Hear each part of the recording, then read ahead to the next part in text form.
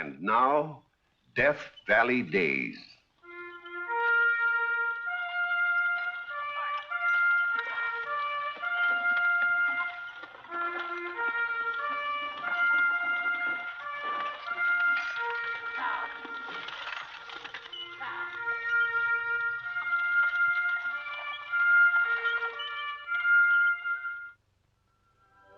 Howdy, folks. I'm the Old Ranger, and I have another interesting true story for you about the historic Death Valley country. I have here a newspaper clipping which quotes the Smithsonian Institute in Washington, D.C.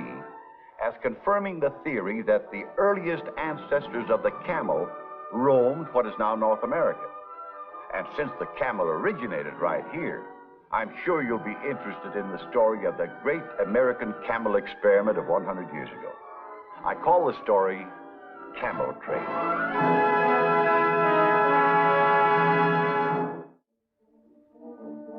The two men who rode into this valley in 1847 knew nothing about camels having roamed in this region 40 million years ago.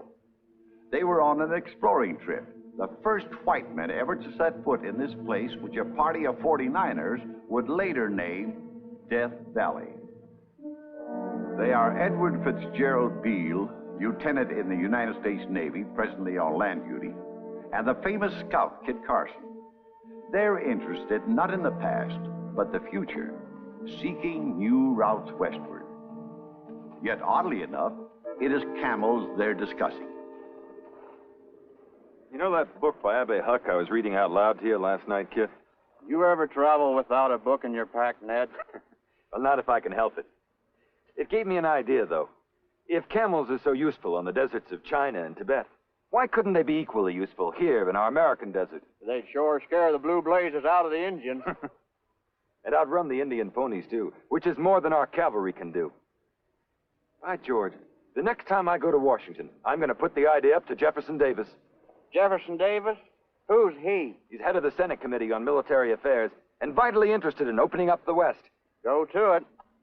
You kind of skeptical about the idea of a camel corps? No. I just never seen a camel, that's all. Except in pictures. And you will, though.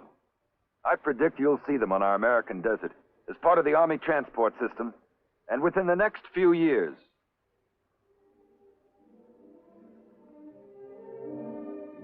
It wasn't until 4 years later, though, in 1851, that I got the chance to present my idea to Jeff Davis. Do you know, Mr. Davis, how much a pack camel can carry? Over 1,000 pounds. Do you know how far a riding camel can travel? 90 miles a day. They require almost no water and can live for weeks on their own humps. You've done a lot of reading on the subject, Lieutenant. Everything I could lay my hands on for the past 4 years. What I know about the Southwest hasn't come out of books, though. I've lived that. I'll say you have. I reckon there's no man in this country, unless it's Kit Carson, knows the Southwest better. And the more I travel it, the more convinced I am that camels are the answer. Look at the distance between these army posts. Vast, arid stretches, overrun with hostile Indians. How are you going to patrol them? How are you going to provide communication, transport supplies, protect the immigrants going to the gold fields? With camels. You really mean it? I certainly think it's worth a try. Mr. Davis. I'll present the matter to Congress at the earliest opportunity. Thank you, sir. Thank you. 3 times Jefferson Davis put the Camel Project up to Congress, and each time they rejected it. It was frustrating, especially as I had been months working out a plan to open a road across the Southwest with the camels as soon as we got them over here. I decided to go east to my home in Chester, Pennsylvania, where my wife, Mary, was waiting.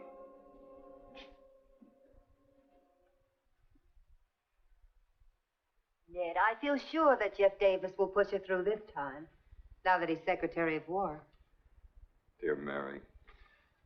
Always the loyal helpmate. Well, I know one congressman who'll vote for it. My father. If there's one thing in life I find it hard to bear, it's waiting for action. I know you do, dear. But Cousin David Porter has promised to let us know. There he is, I hope.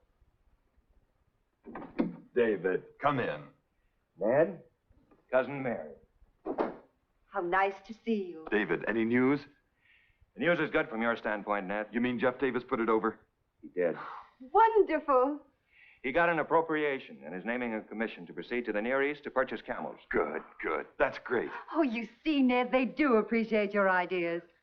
Yeah, there's only one thing wrong with the picture. I'm to head the commission. Oh, who could head it any better? Well, after all, you lived in Constantinople as a boy when Uncle Porter was consul there. Have you ever smelled a camel? Think of spending weeks aboard ship with 80 of them. But it'll be fun to visit some of those ports again, won't it? When are you sailing? In a matter of weeks. As soon as we can convert the naval store ship Supply into a floating caravanserai. How long will it take before you get the camels over here? Several months. August, perhaps. The plan is to take them to Texas by water, and we'll land them there. And then what? That's where your husband takes over, my dear. As soon as I get the camels off of my ship, the whole experiment is up to Lieutenant Edward Fitzgerald Beale. Ned to you. He dreamed up this whole thing. He'll have to see it through. And I will, too. I'll prove that the American desert and the Army need this Camel Corps. You'll both see it through. Well, I think it's simply wonderful the part you two are going to play in opening up the West. But of course, I didn't dream what the problems would be. Cousin David's letters were revelation. The effort to get strong, healthy young camels. The struggle to get Arab cameleers who would agree to stay in the United States. The difficulties on the ship. With those poor beasts lashed to the decks in the storms. And of course, manlike, they never thought of the baby camels that would be born at sea, or had to take care of them. And my poor Ned, waiting there in Texas in the August heat, to take over the whole responsibility of acclimatizing a strange beast in a strange land.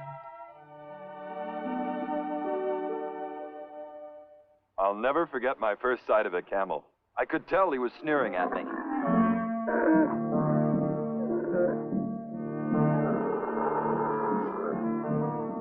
The first night ashore, we put the camels in a corral, fenced with cactus.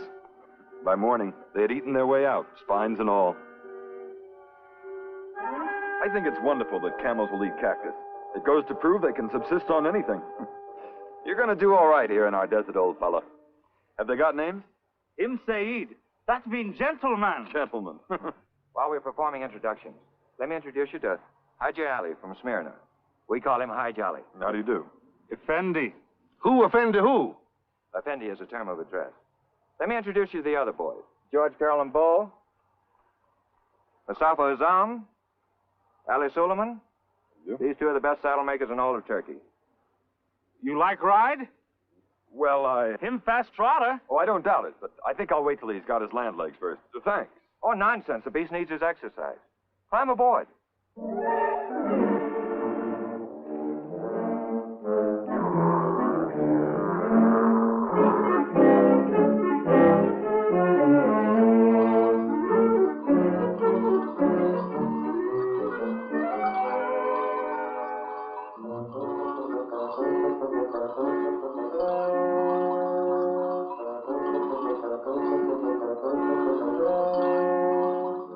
Makes me seasick just to look at him. You'll get used to that motion by the time you reach California, Sergeant. What do you mean, sir? As soon as the camels are recovered from their voyage, Lieutenant Beale is planning to try them out on a wagon road survey clear to California. The heck you say? I don't say. Secretary of War says. Ozzy Gredgo, California. Fine gold. And I hope the day will come when the three of us together will have a home in California. Then I can go on the camel train with Papa. Oh, I'm afraid not, son. You're just a baby yet. I can ride a baby camel. Anyway, I wish I could see a camel. Well, maybe you'll see and ride one someday. I think camels are cute. Well designed for the desert anyway. Do you know how many stomachs they have? How many? 4. 4. Why? Well, one of them is used to store water in. Gee, think of having 4 stomach aches. Why do some camels have 2 humps and the others have 1 hump? Papa will answer all of your questions when the expedition is over. When will it be over? Oh, I wish I knew. I miss him. I miss Papa, too. Well, we'll be hearing from him, darling. He's keeping a diary every mile from Fort Defiance, New Mexico to Fort Tejon, California. He's going to bring it back and read it to us. Now, won't that be fun? Not as much fun as riding a camel.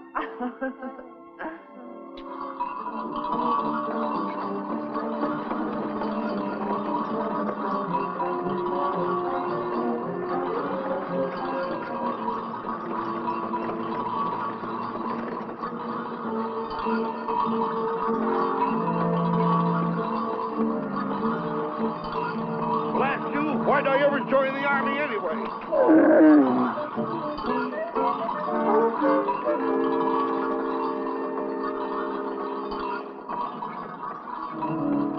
We number 48 men, 12 wagons, and 120 animals. Each camel is loaded with 700 pounds of forage for the horses and mules.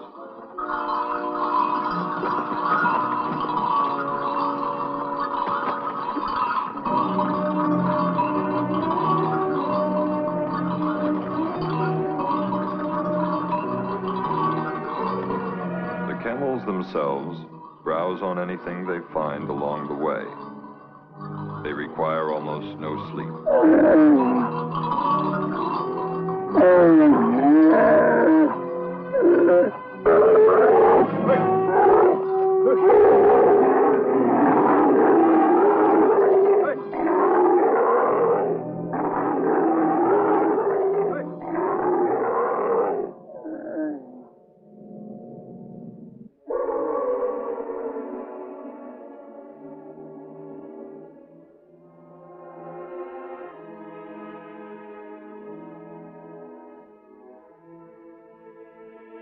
Fire's getting low.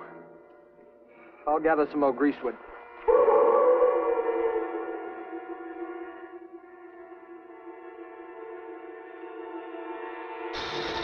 Rattlesnake!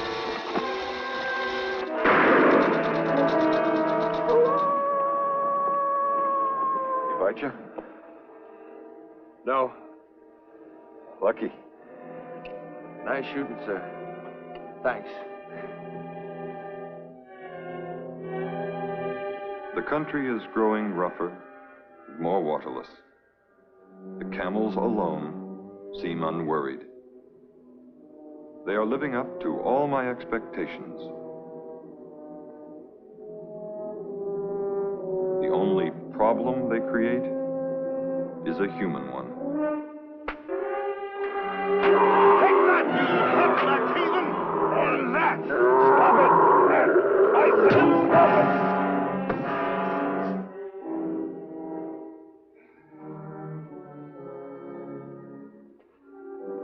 What do you mean, treating a camel like that?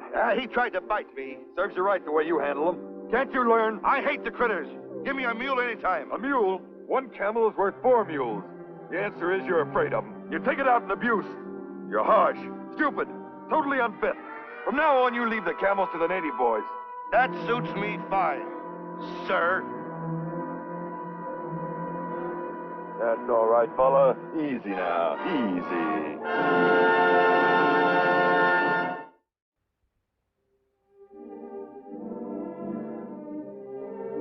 Today, our camp was visited by Mojave Indians with melons for sale.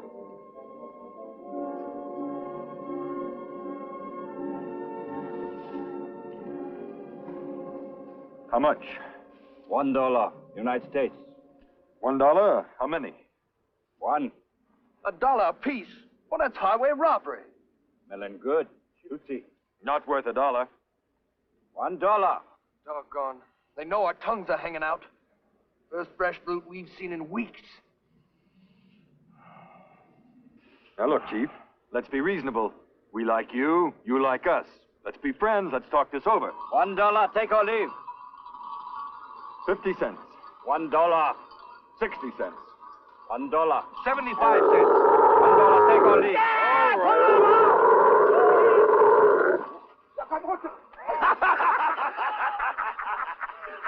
Stacy, you deserve the Medal of Honor.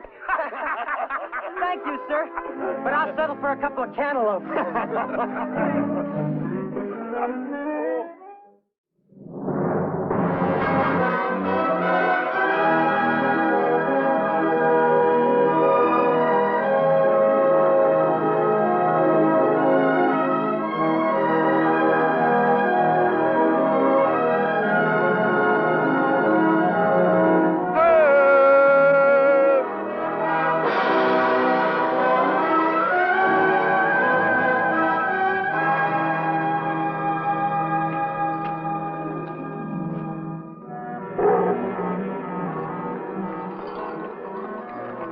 this is the one place I've been dreading. Well, the current doesn't look too swift.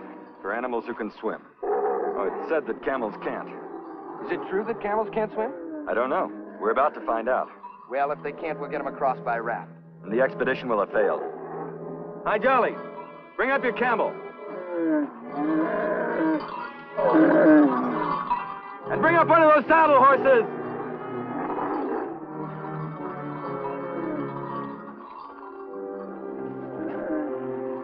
Tie a rope to that camel's lead line.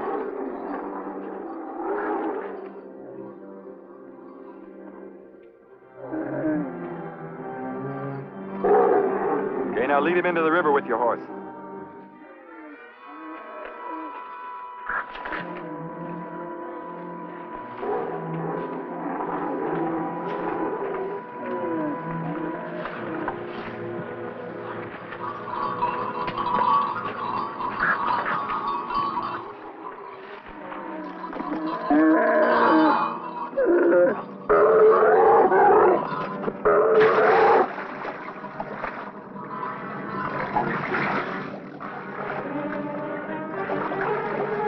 He's almost reached his depth.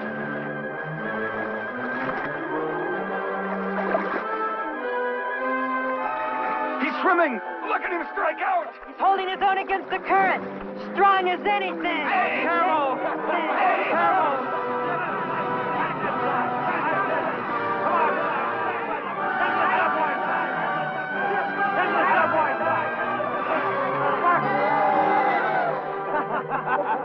Hi, Jolly. String them together, each to the saddle of another.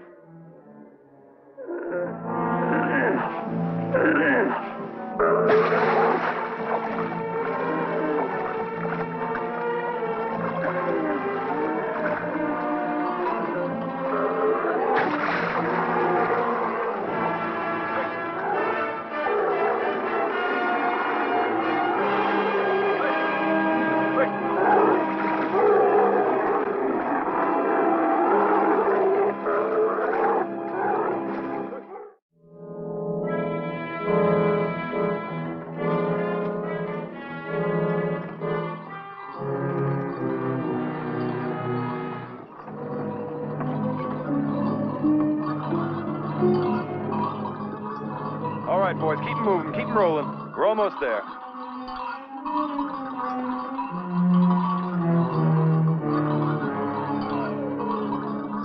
Let's go!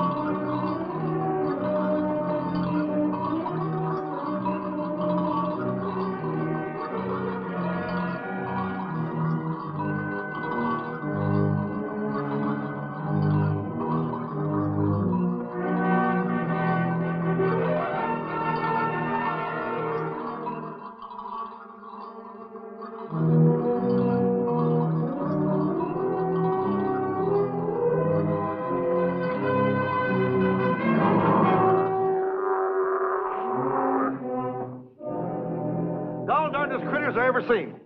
Any one of them's worth 10 army mules. Hey, you changed your mind about those camels, Sergeant? Yeah? Oh, yes, sir. Please, this is California? Sure. Where is gold? You didn't expect to find gold in an army post, did you? The fellers tell me there's some diggings up north of here. A place called Whiskey Flats. Whiskey? Yeah, whiskey. Please. Oh, I forgot. You Muslims don't indulge, do you? Anyhow, I hear Whiskey Flat is a roaring gold camp. How far? Maybe 50 miles. One night on camel. Oh-ho, so that's what you're up to. You better not let the lieutenant catch you. That you, Hi, Jolly? Where are you going? Whiskey Flat, Effendi. Whiskey Flat? Fine gold. Our job's only half done. We've got to see how the camels make out in the snows of winter. Hardly come to California to find gold. All right. You're free to go to the gold fields if you want to. You're not bound by contract, and I can't stop you.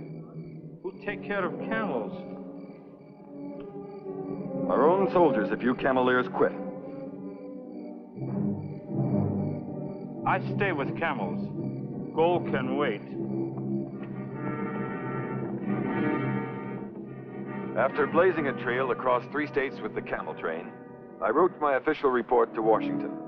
I was truthfully able to say, the camels have proved equal to every test we put them to. Performed tasks which no other animal could possibly have endured. I looked forward, hopefully, to the time when these noble brutes would be in general use in all parts of our country.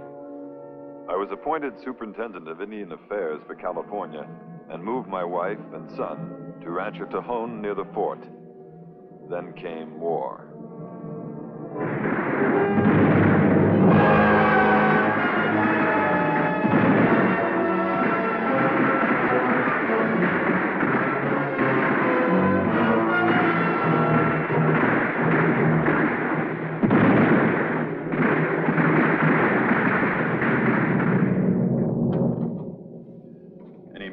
Not yet.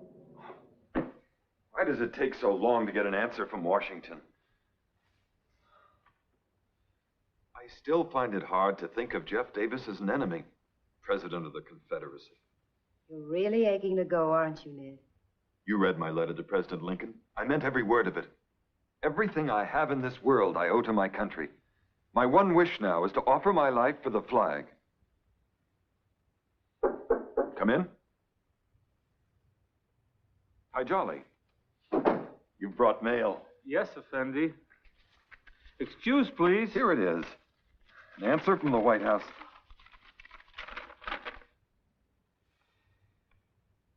The President declines my offer. Ned. He believes I can do more good for our cause right here in California, where the danger of secession is so great. You may be right, Ned. But I've waited so long for active service. But if you can help save California for the Union, you have great influence here. I'll do my best. Effendi, Yes? What is it? actually say goodbye. So you're going to the goldfields at last? No, Effendi. I joined American Army. What? They used me. Carry dispatch cross desert. Wear uniform. You're a very lucky fella, Hi Jolly. Congratulations.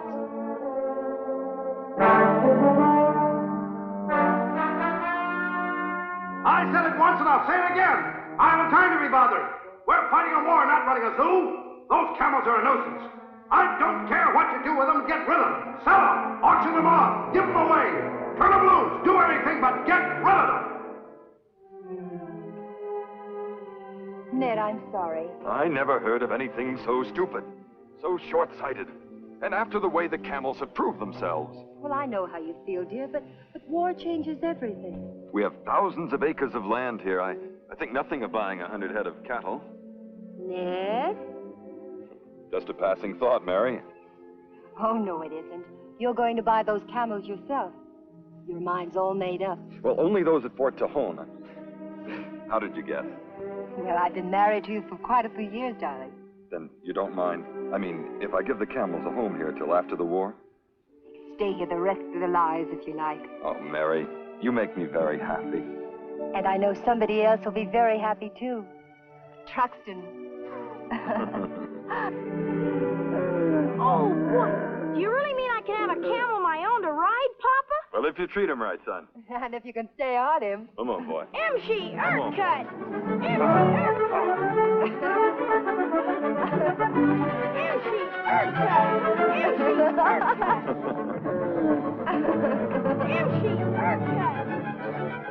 And was that really the end of the camel? Well, some were sold to circuses, some to mines in Virginia City, and some remained at army posts.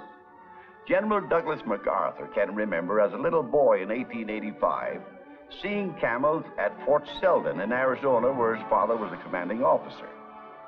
Now, many of the camels were turned loose on the desert. Have they any descendants? Well, your guess is as good as mine. If you see one, let me know.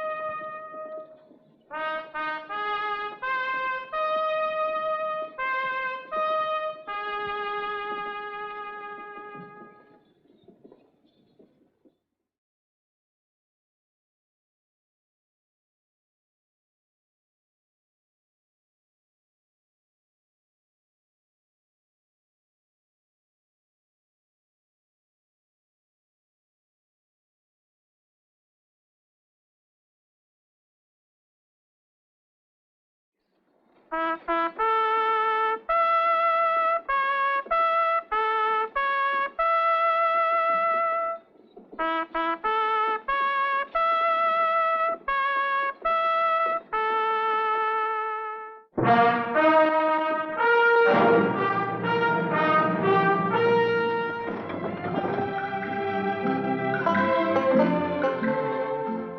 folks. I'm the Old Ranger with an exciting new story of real life in the Old West. For those of you who like murder mysteries, here's a real killer that baffled the waterfront police of San Francisco for many months. It's still referred to as the case of Captain Pegleg. Sansom Street, San Francisco, 1888. The tides no longer wash against it as they did in the gold rush days. But to the men who sail the seven seas, it's still the waterfront. Sooner or later, every deep-sea sailor finds his way here.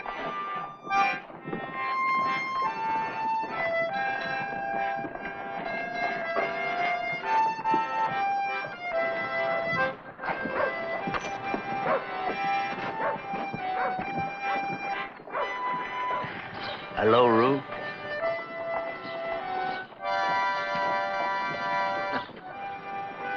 Wasn't a big quirt.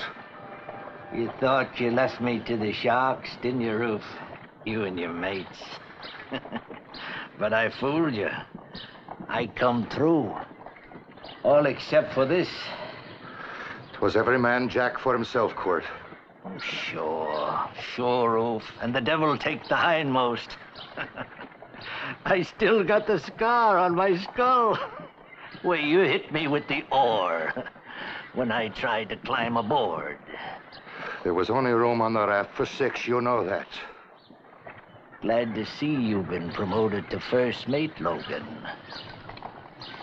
The big Minerva, ain't it? How would you be knowing that? I've been keeping track of all of you. Ain't much else to do. A swab with a peg leg. Berthed ashore. Look, Quirt, I got a man waiting on the wharf. Oh, sure, Ruth. I understand. I just wanted to say ahoy. For old time's sake. Why, thank you, Ruth. Thank you. Maybe when I'm in port again, we'll... Maybe.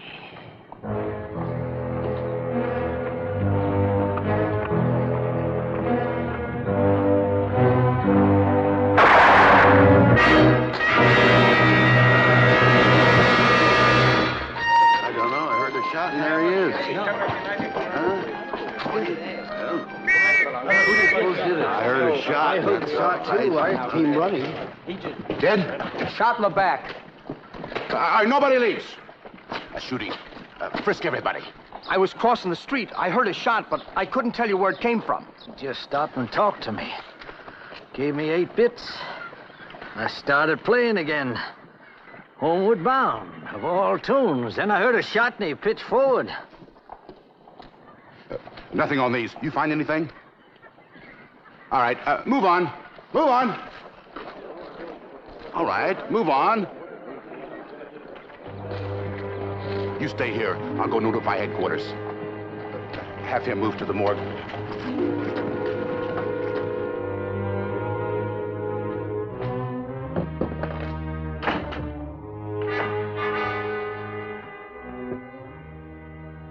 Four dead. 2 more.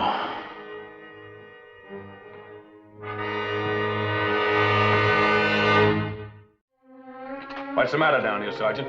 This is the 4th killing of that kind in the past 6 months. The waterfront's tough. Sure it is. But your beat's turning into a regular shooting gallery. Well, what can I do, Lieutenant? It don't make sense. There's never any fight. Nobody's ever robbed. Suddenly, right in broad daylight, the sailor gets shot in the back. Don't make sense.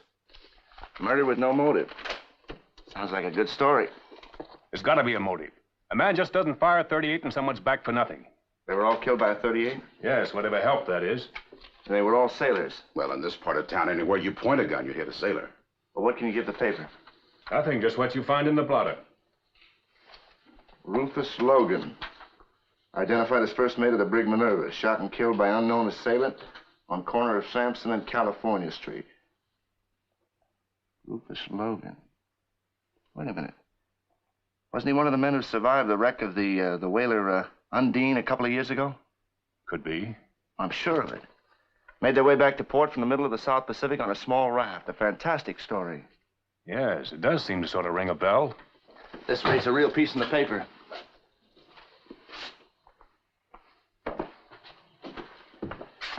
Thank you, Lieutenant. You made my day worthwhile.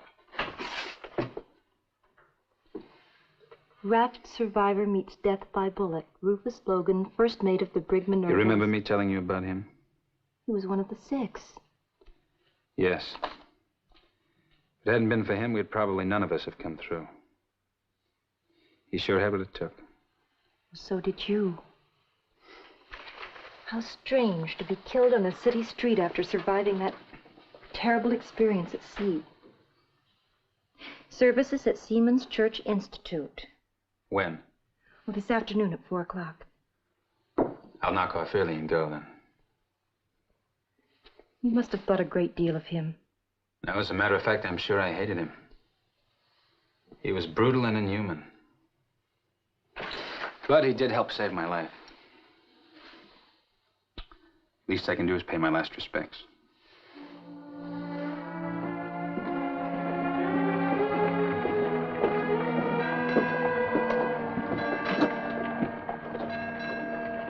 John Starkweather. Charlie Tetlow. I was hoping you'd show up, John, so I could talk to you. I just happened to read about it in the papers. Oh, it's a terrible thing, John, this shooting. Yes. Charlie, I don't recall you having had any special love for Logan. I hated his guts. But do you realize that he's the 4th one of us to be murdered in the streets of Frisco? Us? The 6 that survived the Undine. No, I didn't realize that. You and me are the only ones left, John. I'll tell you, there's something behind this. No, Rufus just had an awful lot of enemies. Well, what about Carl Johansson? A kinder man never lived. And Billy Drummond, why, he was everybody's friend. And the same with Marty. And now they're all dead, John. They're all shot in the back. Charlie, let's go inside. I believe the service is starting. All right. O eternal God, who alone spreadest out the heavens and rulest the raging of the sea, we commend unto thee the soul of our brother departed, whose stormy passage of life is over and has now come safely into port.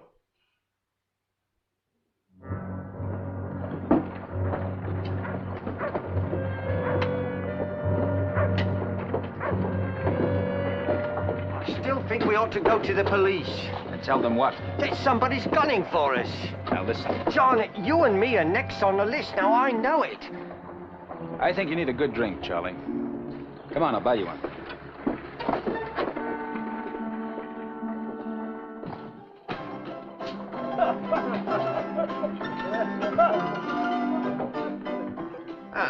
Have another. On me. No, thank you, Charlie. I've got to be going home. Oh, please, not yet, John. Oh, I don't feel like being alone. It's about my dinner time. Guess my wife will be waiting for me. Oh, you married? Yes, I've been married for about 6 months. As a matter of fact, there's a little one on the way now. Well, you gotta have another drink. Come on, John. Some other time. When are you sailing? Our ship's in dry dock now. I hope it gets out soon. This city's getting on my nerves. Look me up before you do leave, will you, Charlie? I'm just around here on Montgomery Street. John Starkweather, commission merchant. Well, I'll be seeing you. I hope so. I still think we ought to go to the police.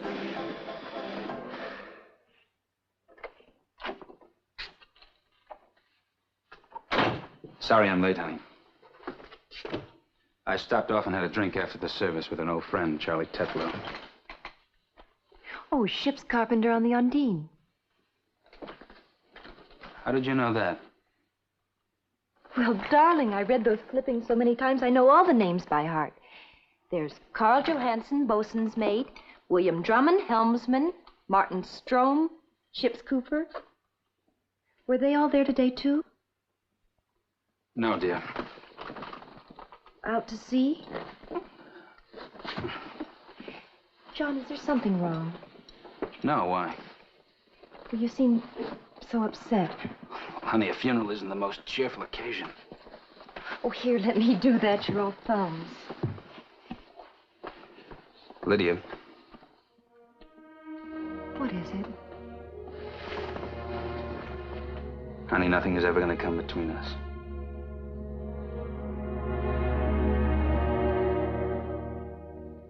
You say Logan was a shipmate?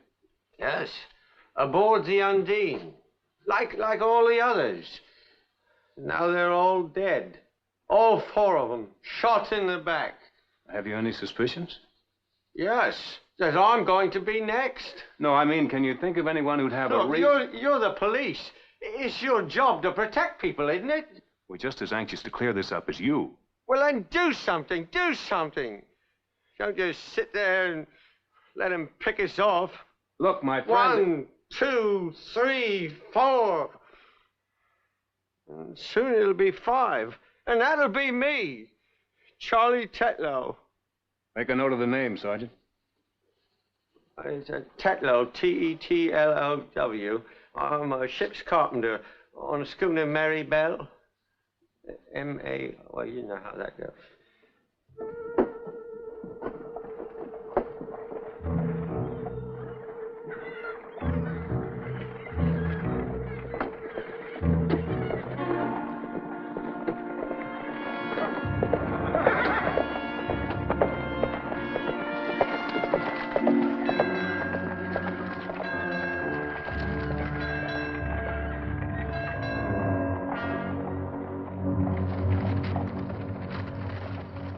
We sail tomorrow. I just got me orders.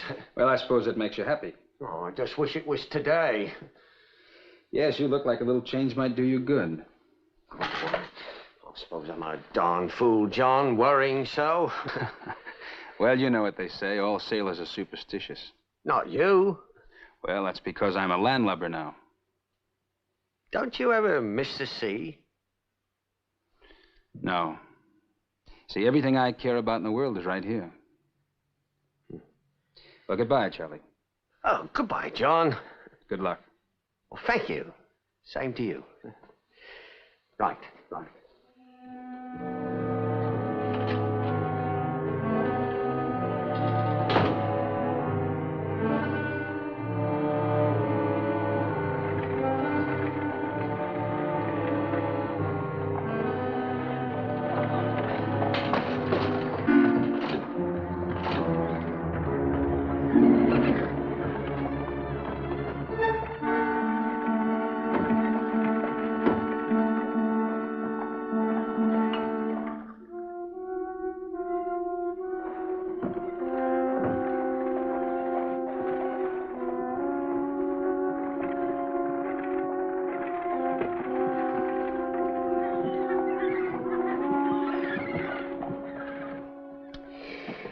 I have one more for a chaser.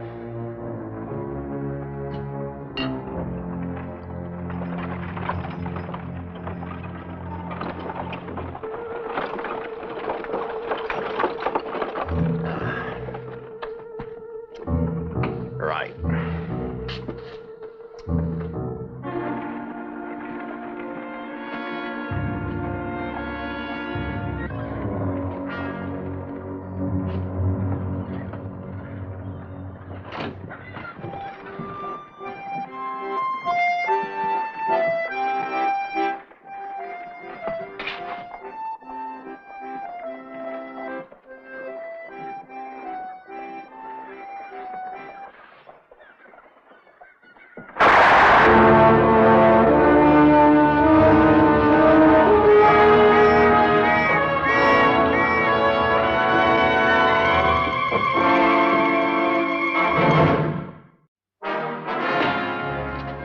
Had to be someone Tetlow recognized.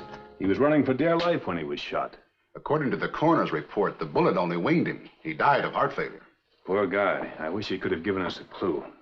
Well, he lived long enough to mumble a name, Undine, the ship that went down. So? So I went down to the files of the Maritime Exchange and dug this out. It's a list of the crew that sailed on her last voyage. And these are the 6 who survived the wreck. Johansson, Drummond, Martin, Logan, Tetlow. The names all tally. John Starkweather. Commission merchant, 315 Montgomery Street. We're too late to reach him at his office. He lives on Rincon Hill. Then let's get going. Sergeant, take over the desk. Yes, sir. Charlie Tetlow? Oh, yes, I know him. When did you last see him? This afternoon. He dropped in my office to say goodbye. His ship is sailing tomorrow. He won't be on it. Charlie Tetlow was shot and killed on Sansom Street only a few hours ago. Had Tetlow ever expressed any fears to you, Mr. Starkweather, that his life was in danger? Yes, he had. When? At Rufus Logan's funeral about a month ago. What'd he say? He said he was afraid that we might be next. You see, Logan wasn't the first of our shipmates to meet a bad end. The 4th, to be exact. That's right. Why didn't you come to the police, Mr. Starkweather? Well, I didn't see any reason to. 4 of your former shipmates had been killed under identical circumstances, and you saw no reason to come to the police. What could I tell you that you didn't already know? Aren't you worried for your own safety? Not particularly. That's surprising. Look, I just put it down as a jinx. Are you still of that opinion, since Tetlow's death? Well, now I don't know what to think. Look, gentlemen, if you'd like to discuss this further, I'll be very happy to come down to headquarters. You can call me at my office. All right, Mr. Starkweather. Thank you. Good night. Good night. Good night, ma'am.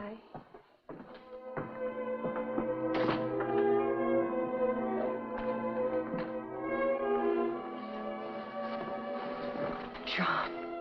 Now, Lydia, I don't want you to worry about this. But you never told me about the others. Well, honey, a man has to have some secrets from his wife. John, I'm so frightened. Don't be. Nothing is going to happen to me. Well, how can you tell? I have too much to live for. Well, if he's not worried, he ought to be. Maybe we should put a bodyguard on him. We don't know that there's any immediate danger. It could be months or a year before anything happens. Any objection to my doing some sleuthing on my own? What did you have in mind? Finding the man who's toting that 38. You go right ahead.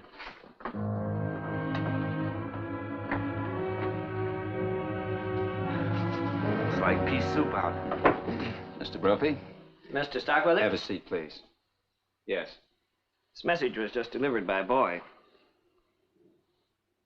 A notice to come to the appraiser's building this afternoon in regard to some dutiable goods. What goods are they talking about? I've no idea. We're not expecting any consignment, not that I know of. You want me to check on it? No, that's all right. I'll drop in myself after lunch. Thank you.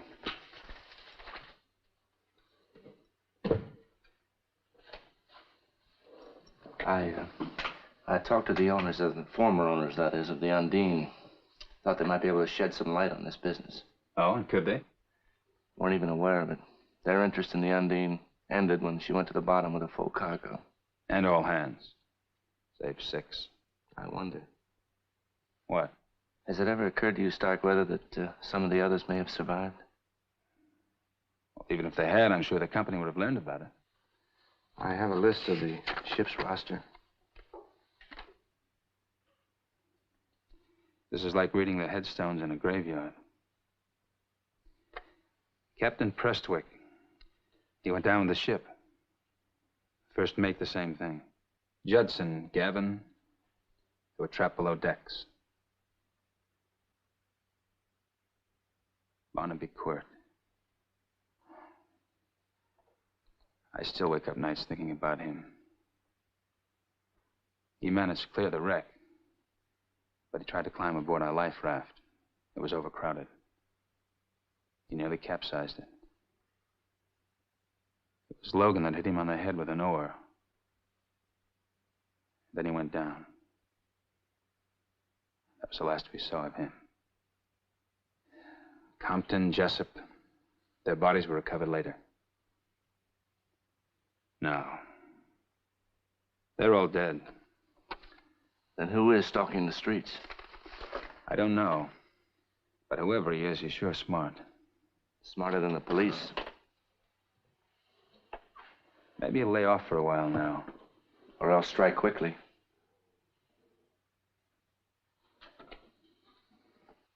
Can I take you to lunch? Oh, no, thank you. I'm just going to grab a quick bite. I have to stop in at the appraiser's building.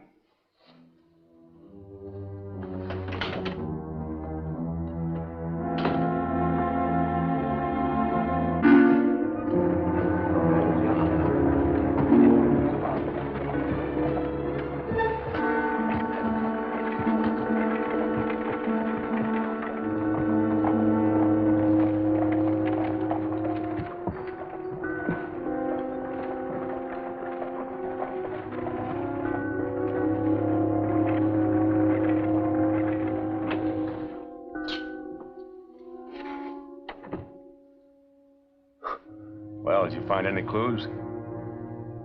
Now maybe you won't think the police are so dumb. Wasted a whole morning when I should have been writing my column. Why don't you do something on the weather? Well, I better think of something or I'm going to get fired. How about the weather? Ah, get out of here, will you?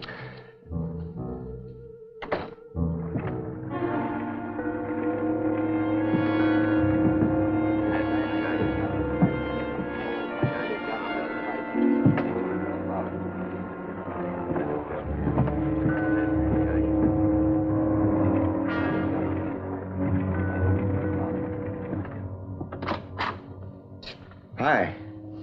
Hi. I was just going by, and I thought to myself, I'll bet there's some interesting stories about tattooing. Oh, I could tell you plenty of stories, mister. You've been at it a long time? Well, ever since I've been old enough to use a needle. You know the tattooed lady in the circus? Oh, sure. That's my work. Really? You pick any design that suits your fancy, mister, and I'll execute it for you. Oh, well, I didn't have that in mind. You see, I'm a newspaper reporter. Oh, well, maybe the name of your newspaper tattooed across your arm in this No, style. I don't think so. I might change jobs. Well, men change girls, so what? The next one doesn't mind? Well, if you got any problem, mister, come to me. I'll fix it for you. I'm an expert at retouch work. Guy in here had that name Undine changed to Nadine. When I got through, you wouldn't have known. Undine? Yeah, beautiful job. Well, what was he like? Oh, had a peg leg, an old sailor. What was his name? It was a funny name. It was Quirt. Barnaby Quirt. Where you going, mister? Appraiser's building.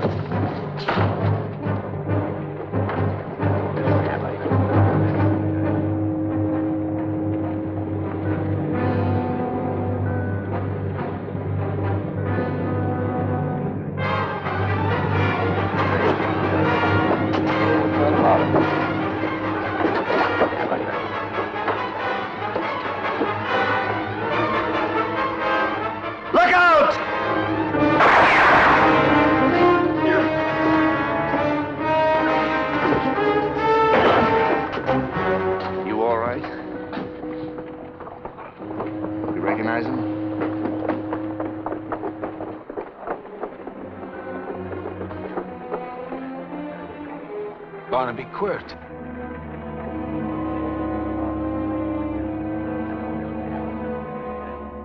He had a .38 revolver concealed in this wooden leg.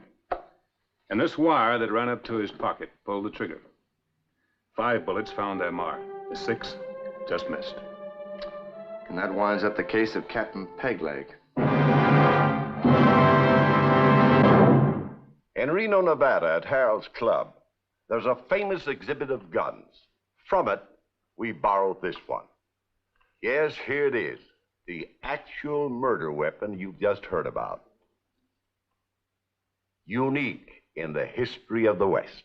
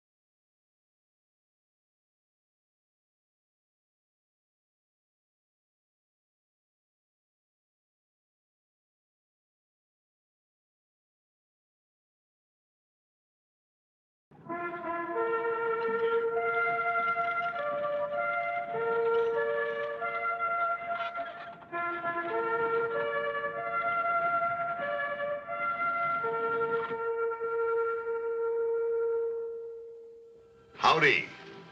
I'm the old ranger, and Death Valley's my stamping ground. Many's the tale of adventure I'm going to tell you about the Death Valley country. True stories, mind you. I can vouch for that. Claim Jumpin' Jenny. Again, yellow lightning is struck in the Nevada desert. Gold. First at Tonopah, then Goldfield, now Rhyolite. The recorder's office is flooded with location notices as prospectors scramble to file claims, while location monuments and boundary markers sprout where before there was only sand and sagebrush. And as usual, where there's lightning, there's plenty of thunder. Hey, what are you doing out there? Get away from those boundary stakes! Get away from them stakes! I said get away from them stakes! Oh, you dirty flame jumper, you! I'll pound you like one of those muckers! Good golly, he's a woman. Yeah, I'm a woman, but I ain't no claim jumper. This here's my ground. Your ground? You're crazy. I got papers on it. Here's mine, dated May the 17th. Mine is dated May 15th. You changed those stakes afterwards to take in the strip where the witch vein runs. Oh, you want to find it out, do you? All right, I'll fight you. I ain't pulling no punches because you're a woman, either. A woman. That's just to show you that I ain't pulling my punches either.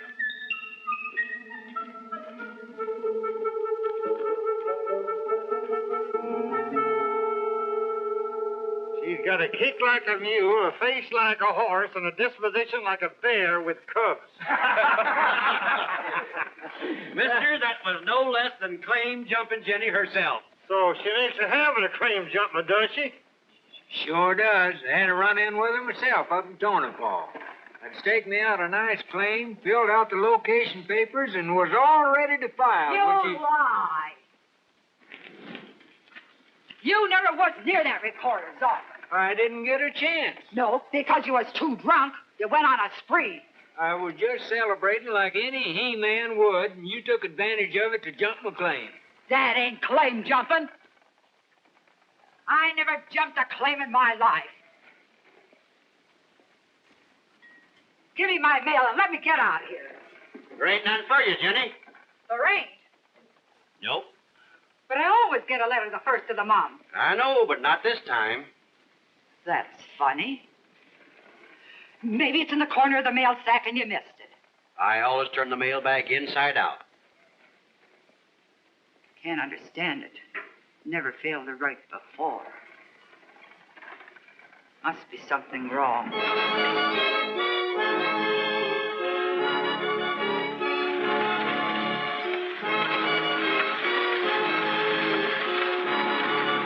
Mother's going to think something terrible has happened when she doesn't get my usual letter. But I thought I'd be in Rhyolite long before this.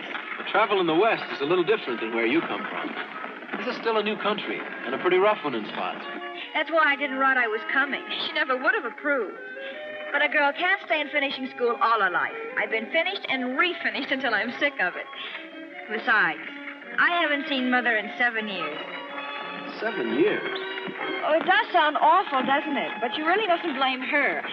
It's just that she owns so many big mines and things. Whenever she plans on coming east to visit me, something important's always come up. Mining's a strange business for a lady to be in. She must be very brilliant. If she weren't, she wouldn't be where she is.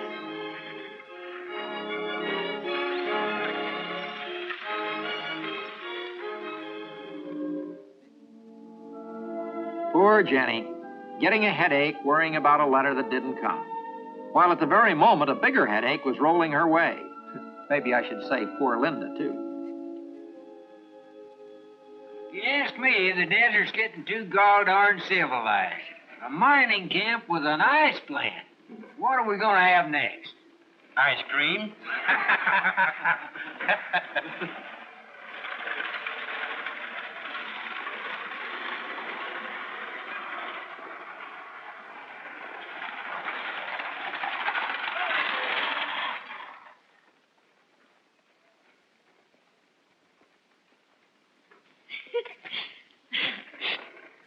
be Charlie Schwab's field engineer. I hear tell he's coming here to look over some new properties for the old man. I'm going over to the post office. I wonder, would you have my bags put in the hotel until I can call for them? Certainly. Thank you. And thank you for your company. Well, I'm the one that should be doing the thanking. You've turned a dull trip into one I'll never forget. Who's the little chickie with him? His wife, I guess. The way he's paying attention to her? You better guess again. Oh, I'll be out of town a few days looking at some property, but when I come back, may I call on you? If you don't, I'll be disappointed. She's coming over here. Anything I can do for you, miss? Are you the postmaster? Postmaster, storekeeper, justice of the peace, and sometimes undertaker. I'm looking for Mrs. Parrish. Parrish? Mrs. Jane Parrish. You don't mean claim There's a Jenny Parrish. That's the one. She owns a big gold mine here. One of the richest. What's the matter? Well, I didn't realize she was a missus. She's a Mrs. all right. I'm her daughter. Her daughter? You don't say. It don't seem possible. Jenny's daughter. Could it be the big house on the hill? Huh? Oh, no. That belongs to Senator Clark of Montana. Oh. Oh, you might find her. Now, it's just possible if you go out that way, along the Ridge Road, the last house. How far is it? Oh, it ain't far, just a hoop and a holler. Well, thank you very much.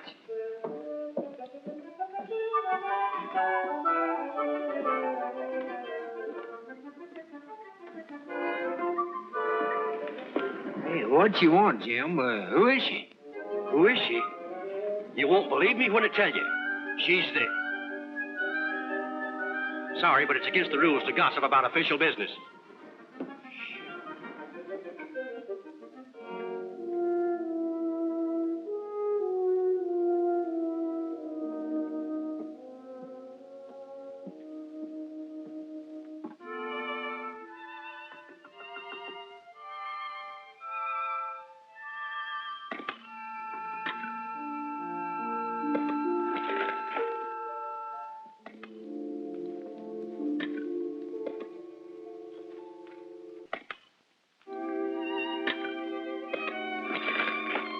Excuse me, sir. I'm afraid I'm lost. I'm looking for Mrs. Linda. Mother. Linda, baby. Mother, I didn't know you. Oh, I didn't know you either, baby. Why, you've grown up to be a beautiful young lady, just like I always prayed you would. But what brings you here? No trouble, I hope. No, I just wanted to see you. It's been so long. Been long to me, too. Do you really live here? In this place? When I ain't prospecting. Mrs. Jane Parrish. The wealthy mine owner. Why did you ever write such things? My friends, how will I ever face them after what I've told them? Shucks, baby, they don't need to know. Them girls back at school never have to find out. It isn't just the girls at school. It's other people, too. Oh, I feel like such a fool. I wish I'd never come out here. So do I, baby. If it's going to make you feel unhappy. I didn't mean no harm by what I read. I only done it so that you'd feel as good as the rest of them and hold your head high. And one of these days, I'm going to strike it rich, and then everything's going to be all right. That doesn't help any now. No, guess it don't. How'd you get the money to come out here? I saved it from what you sent me.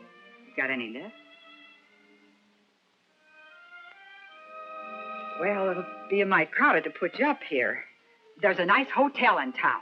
with electric lights and running water. Now, you can stay there until I can scratch up enough to send you back east. And, baby, if it'll make you feel better, I won't tell anyone I'm your mother.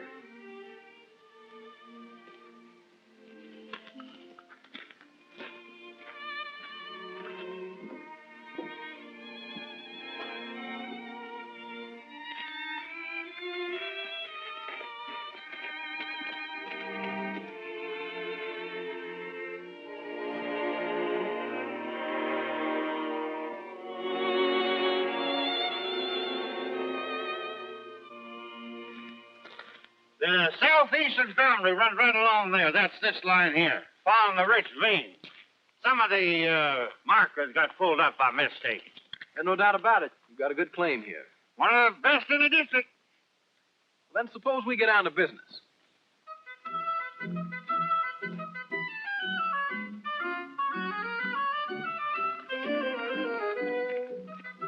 Mr. Schwab isn't one to haggle.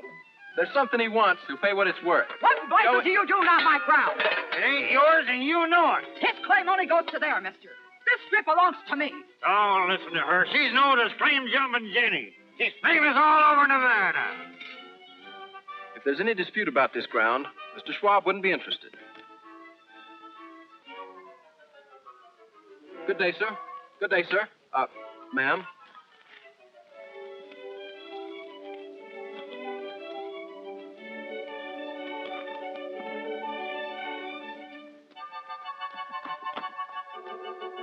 Well, you heard what he said. Charlie Schwab, he was going to buy this claim, and you went and blasted the deal. If you was a man, I'd haul off and knock you flat. You already done that. I got a friend in Independence. Smartest mining lawyer in the country. I'm taking me a horse. I'm going right over there right now and see him. And settle this thing once and for all. You try crossing Death Valley in June, and all you'll settle is yourself. You know how hot it gets there. Not half as hot as I'm going to make it for you, you claim jumper. All right. Go ahead. It'll be good riddance of you.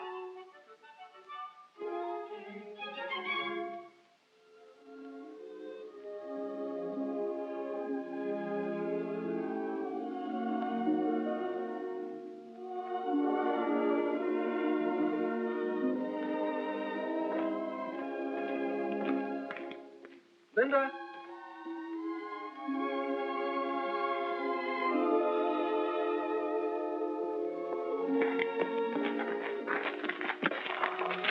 Hello, Linda.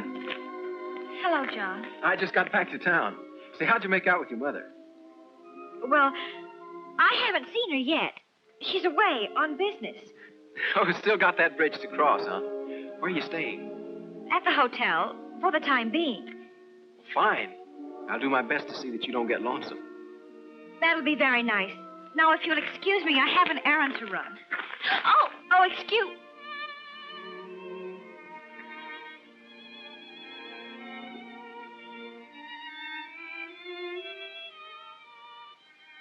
I beg your pardon. My fault, miss.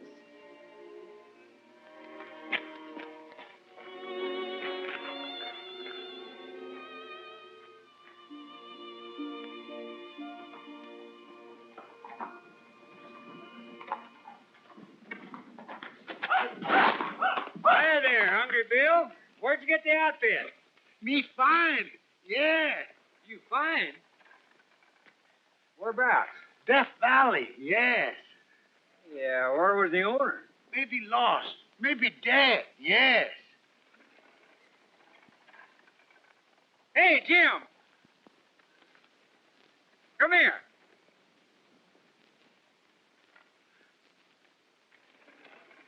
Take a look at this. You ever see it before? I sold Buck Hanson one like this the other day. Oh, Hungry Jim found it out in the Death Valley along with the rest of that outfit. Must be Buck's, all right. I hear tell he was heading for Independence to hire himself a lawyer. Whereabouts in Death Valley? Near Daylight Pass, yes. How long ago? Ooh, 2 days, 1 night, yes. take us another day to get to him. Any chance he'd be alive? No human could live that long without water in Death Valley, weather like this. What do you think we ought to do? Well, come sundown and it's cooler, we'll ride out and take a shovel. Well, that ought to make you real happy, Jenny. You got no competition for that claim now.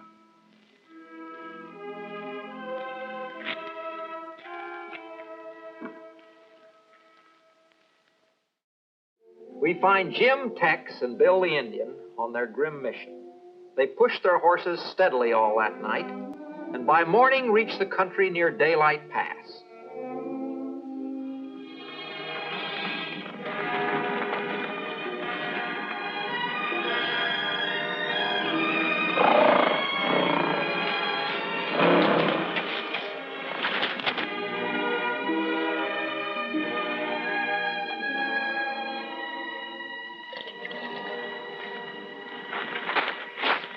Well, it's about time you got here.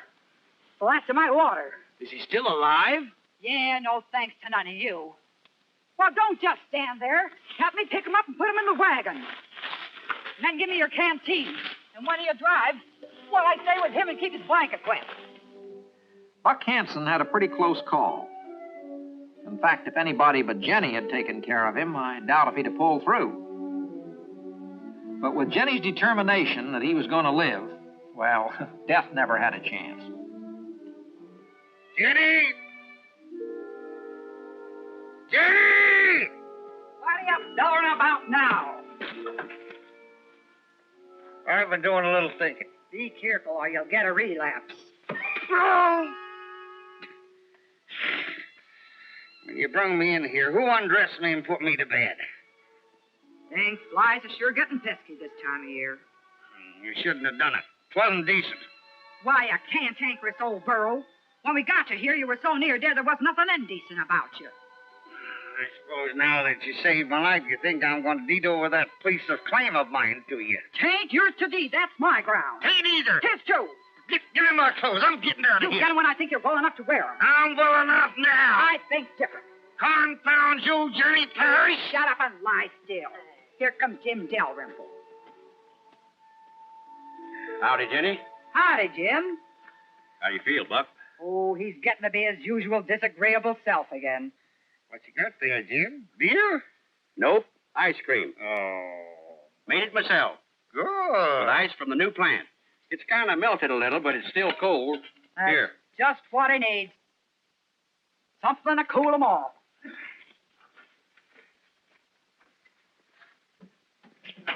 Why did I get mixed up with her anyways? Well, Jenny's quite a woman. Ain't many would have done what she did under the circumstances. That's agreed to. But she's got the gal dangest disposition of any woman I ever seen. Wonder if she's an old maid. She ain't no old maid. She's a widder. Widder? Mean she was married once? Must have drove her husband to an early grave. Nope. I hear tell he run off with another woman. I can understand that. Left her with a little girl to take care of. Pretty tough on a woman, taking care of a little kid all by herself. Especially when she tries to do real well by her. I hear tell she put her in a fine school back east before she came out here 7 years ago. And now that kid is the prettiest girl you ever seen. How'd you know? She happens to be in town at the moment. Jenny never said nothing about her. She ain't been seen around here. I know. The way I calculate, she's ashamed of her ma. Shamed? I hear tell she's going out of here on that stage tomorrow. You sure are full of information. Where'd you learn all this stuff? Oh, I hear tell.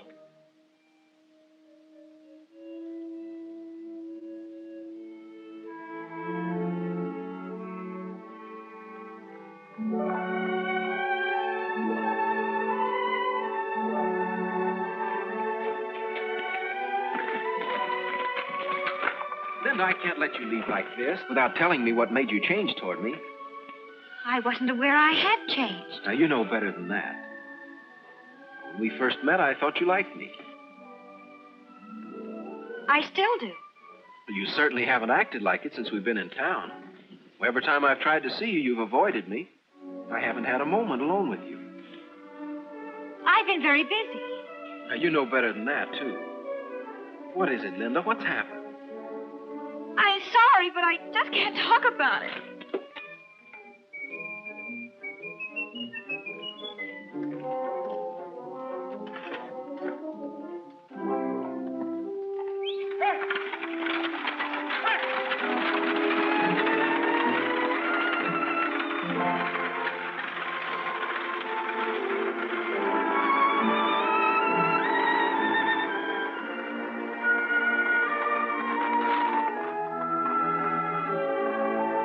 Son, how about you and me having a beer together? There's some things I hear tell I think you'll be interested in.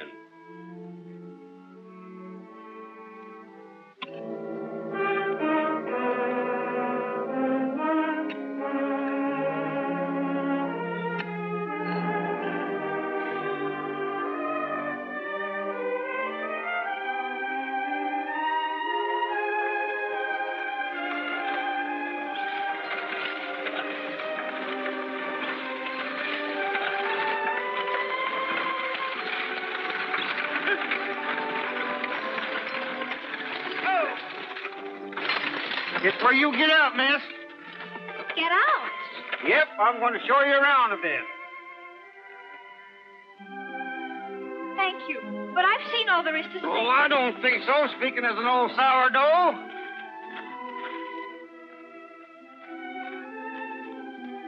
What's going on, Buck Hanson? What do you want to go and bring her here for? Wanted to see what hard rock mining was like, Jenny. Some schoolgirls from the East ain't got no idea. I should have seen to it you had on the proper shoes like your ma's. And outfitted in the proper clothes. When you work like a man, you gotta dress like one. Ever hefted one of these? You get calluses after a while. And your back ain't the same after you use one. Ask your ma. She knows. She swung that pick plenty of times, tromped plenty of miles over rough country, sending you to school, giving you the things that she never had.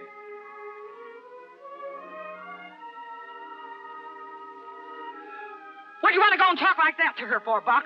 Now you made her cry. Don't you pay no attention to him, baby. Oh, Mother. I've been so selfish. I'm so ashamed. Can you ever forgive me? Now, baby.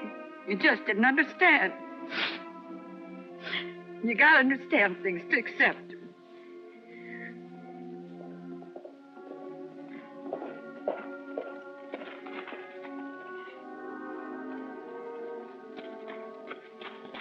Linda? John, I'd like you to meet my mother. Mother, this is John Fleming. Glad to know you, Mrs. Parrish. It's a pleasure to find you're not the high-hat Linda had me expecting. Thank you, young man. I'm glad to see you ain't high-hat either. Well, this ain't no place for me. You can have the claim, Jenny. I don't want no part of it. Buck!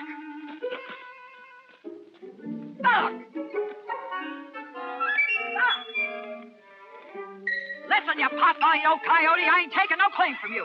Then give it to them for a wedding present. I ain't gonna do that either. Why, you stubborn old sidewire, you. From now on, we're working this claim together. As partners. It's the deal, partner. Well, sir, as our friend the postmaster would say, from that day on, the claim jumping part of Jenny's name was dropped. And a fancy finishing school back east lost one of its best paying customers.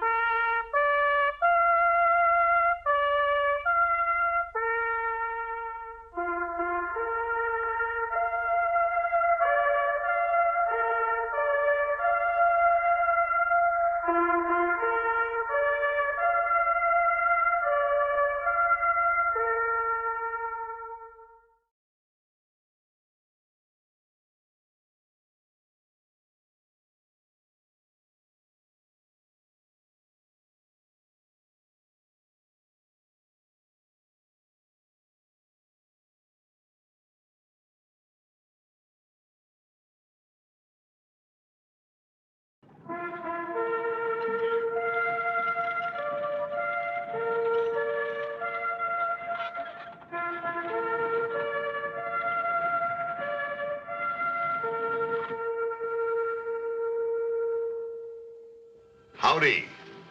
I'm the old ranger, and Death Valley's my stamping ground. Many's the tale of adventure I'm going to tell you about the Death Valley country. True stories, mind you. I can vouch for that. This is a story that's as old as the desert in which it took place. Every woman who hears it will say to herself, I know just how Cynthia felt. And every man will wonder a little uneasily, am I like Zeb? For as long as Cynthia could remember, her mother had looked the same.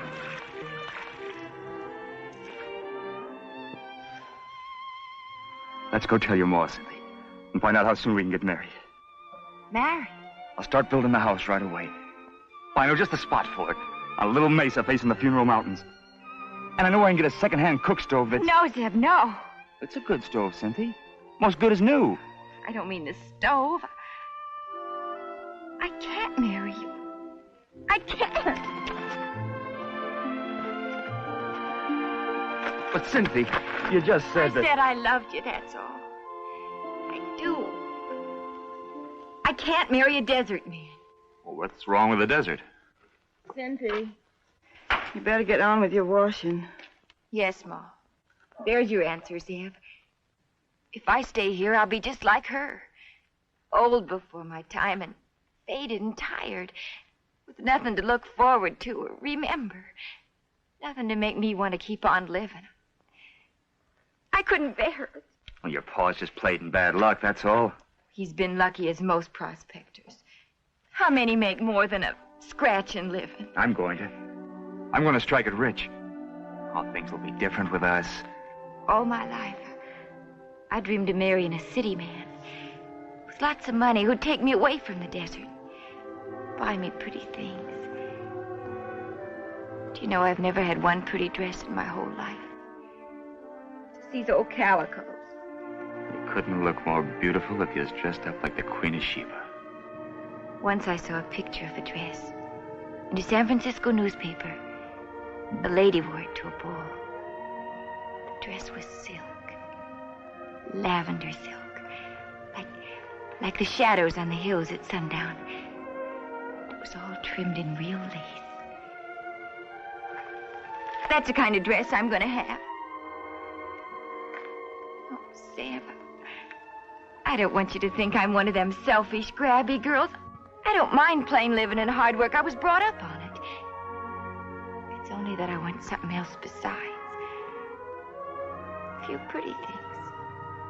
Some fun. Just to go to a dance once in a while. See bright lights. Hear music. Folks laughing.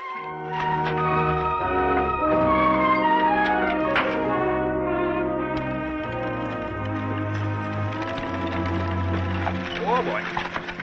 How are you, Zeb? Howdy, Doc. How's prospecting? All right.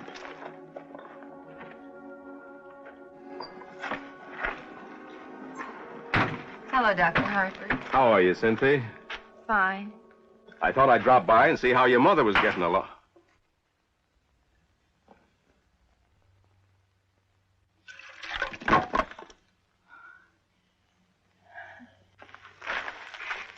Howdy, Doctor. I didn't expect you back so soon. Evidently. When I ordered you to rest, I meant it. I've been resting, Doctor. Honest. And I'm feeling good. You're a long way from good, Martha Lane. And I didn't want you to even think of working until I tell you. What should I think about then?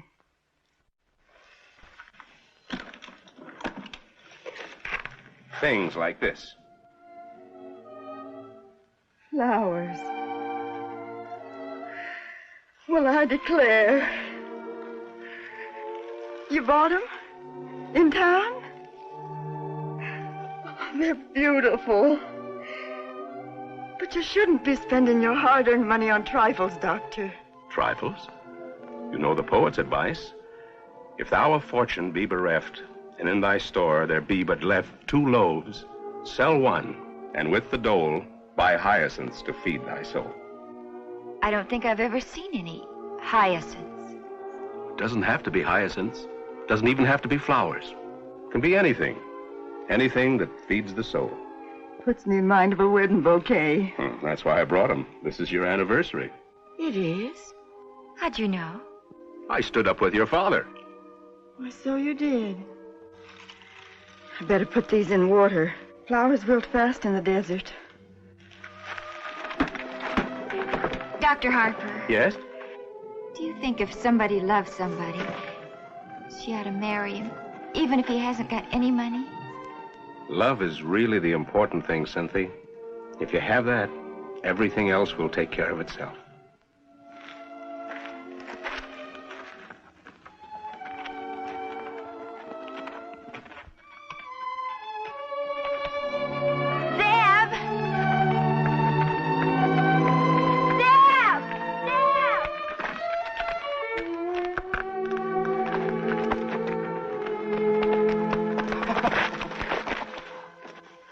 I'll strike it rich, Cynthia. I'll strike it rich.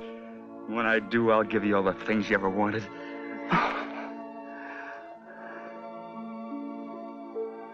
But it wasn't as easy as all that. For weeks, months, for so long a time that he almost lost track, Zeb tromped the desert, following the tail of his burro, the prospector's compass. But finding nothing but disappointment and discouragement. While Cynthia, in a home of her own and a new life, found them both so much like the old that it was pretty hard to tell the difference.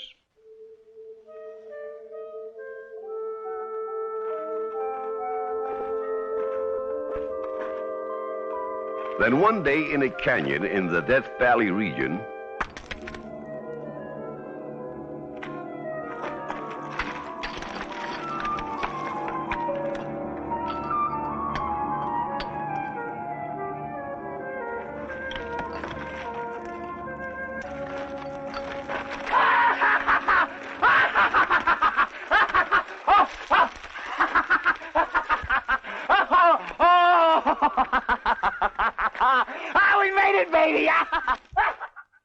Oh, Cynthia, I'm so happy for you.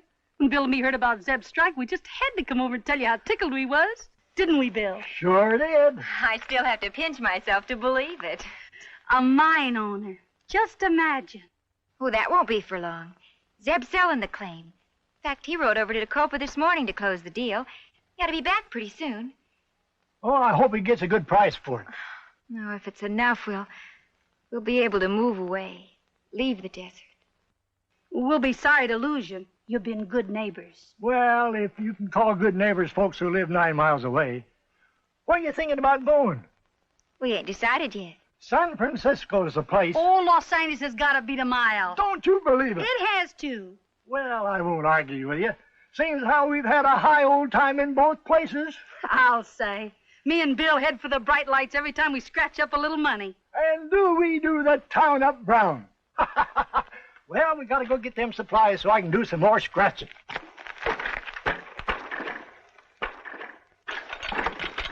Get up! Give Zeb our congratulations. I will.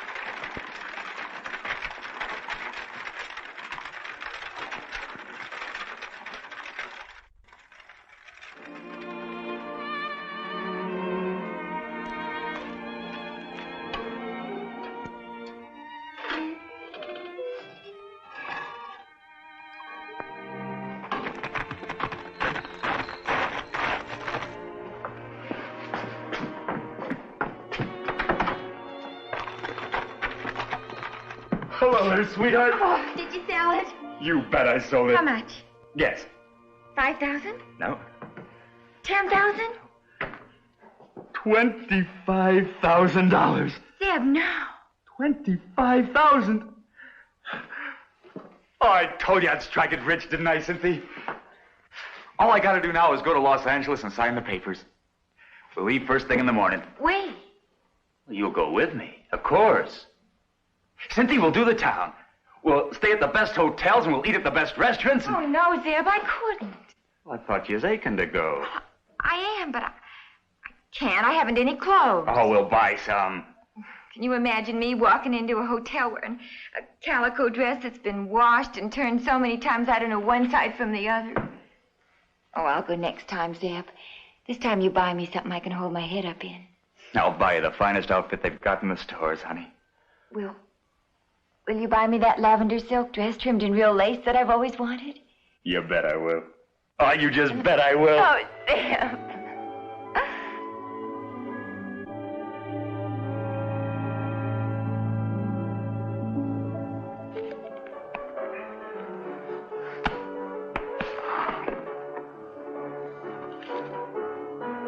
Have you got anything smaller than a $100 bill, mister?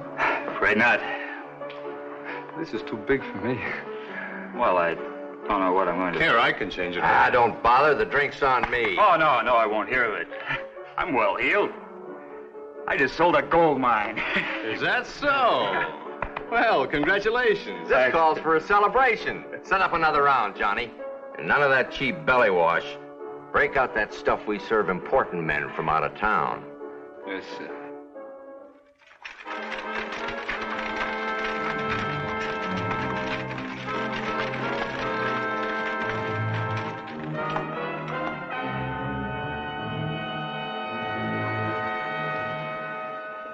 When Zeb gets here, I'm gonna put on my new clothes, pile our stuff in the wagon, turn right around and head back for Los Angeles. I'm glad you're going to settle in the city. It's what you need after all your years on the desert.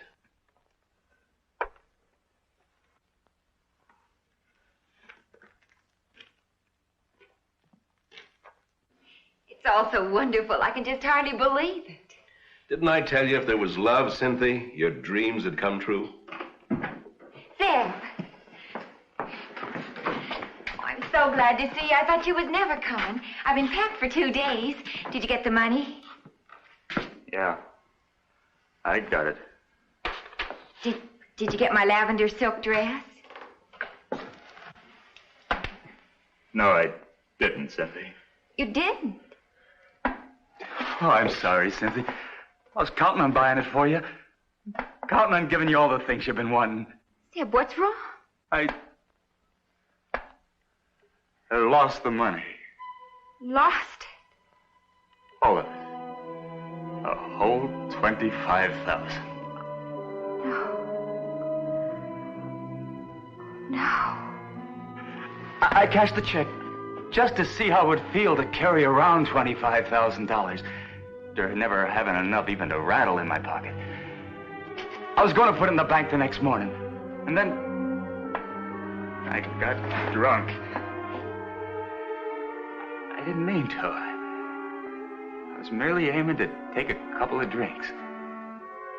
Then I met the two fellas. When I come to, I was in a hotel room and all my money was gone. Didn't you tell the police? Oh, they couldn't do nothing. I didn't even know the fellas' names.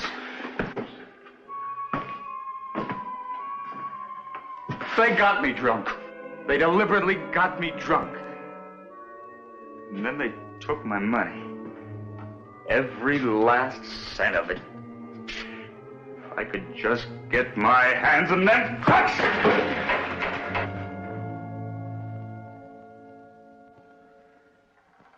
Oh, it's my own fault anyway. I should never have taken up with them. Oh, Cynthia. Cynthia, will you ever be able to forgive me? I'll make another strike. Honest, I will. I'll start looking for it today. Well, there's lots of gold out there, and I'll find it. I'll find it just for you. When I do, I'll buy a dozen silk dresses. Poor Sam. Poor Sam. The search went on. Relentlessly, Zeb drove himself, stopping only to rest his burro, or when he himself was staggering with exhaustion. His reward was meager. A few nuggets, a little yellow dust. Just enough to keep body and soul together, to start him again on the tantalizing, heartbreaking trail. I don't suppose there's a day goes by but what he doesn't think about that 25,000 he lost. It wasn't lost. It was stolen.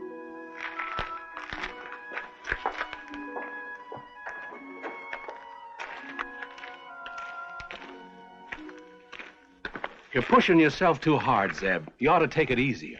Not till I make my strike. But you Bad can't- luck can't last forever. Even the famine in Egypt only lasted 7 years. Ours is going on 8. I'll make it this time. This time I'll make it. And make it Zeb did. By no means as big as the first strike, but even so. $10,000. Yeah, it ain't as much as I'd hoped for. But it's something to tide us over. Cynthia, Zeb. Look at you two, all dressed up in new clothes. Well, we had a little luck just about the same time you did. Not quite so much, so just a couple of thousand. Me and Bill blew it on the biggest time we ever had. Didn't we, Bill? We sure did, old lady. All we got left's just what we got on our backs. Well, gotta be moseying along. Do some more scratching. Stop by and see us when you can. You do the same. Bye. Bye. Bye. Crazy fools. Spending all their money. Lord knows when he'll make another strike. Come on. We better be starting for home.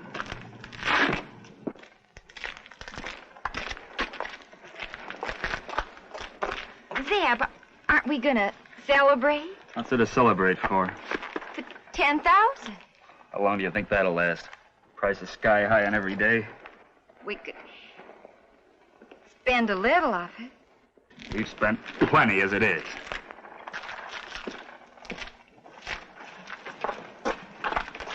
But these things are just necessities. It's all we can afford.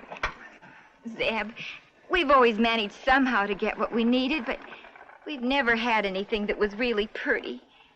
Made you happy just to look at it. Like maybe a lavender silk dress. Are you still harping about that? What would you do with such a dress if you had it? You ain't got no place to wear it. Cynthia, I'm scared. Scared I won't make another strike for another 7 years. This money will keep us going. It'll give me a chance. Why, this is just a drop in the bucket to what's out there in the desert. And I'll find it. I know I will. And when I do, I'll buy you a carload of silk dresses and take you to Europe. Honest, I will. You're right. If I had the dress, I wouldn't have nowhere to wear it. Oh, that's my Cynthia. But I could look at it once in a while.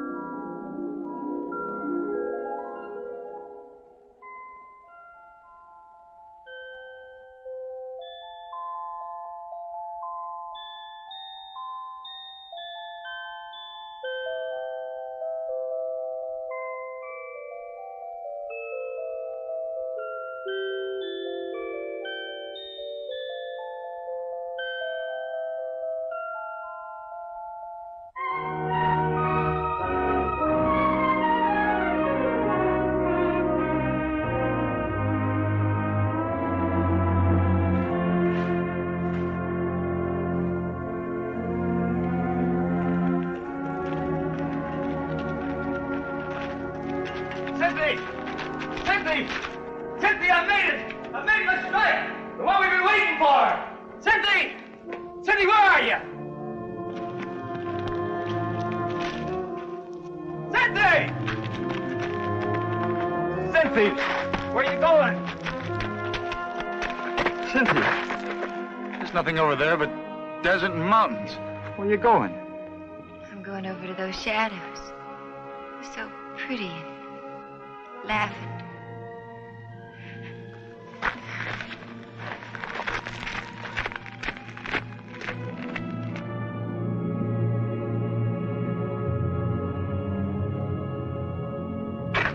How is she? Doc, she'll be all right, won't she? Cynthia will be all right. She's a very sick woman, Zeb. What's the matter with her? The heat? Partly. Something else? Nothing organically wrong with her that I could discover. She's just worn out. She's never complained of being tired. Women like that don't complain. Well, the work ain't been hard. There's only been the two of us. It isn't only the work, Zeb. It's the monotony, the emptiness, the loneliness of the life out here. Loneliness? But she will get well, won't she, Doc? I don't know. It's up to her. And you. Zeb. Zeb.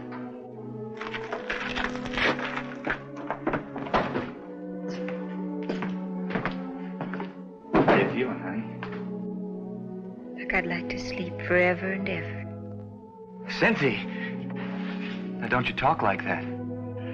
You're going to get well. Well, you gotta, honey. If it don't cost too much, would you buy me that lavender silk dress with the real lace to be laid away in? I'd like to think I was going to spend eternity in something pretty instead of one of my old calico prints. You ain't gonna die, honey, baby.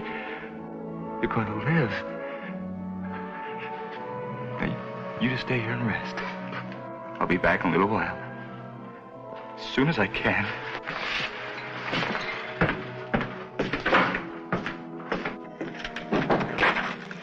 You stay with her, Doc. I'll be gone maybe a couple of days. But you stay with her until I get back.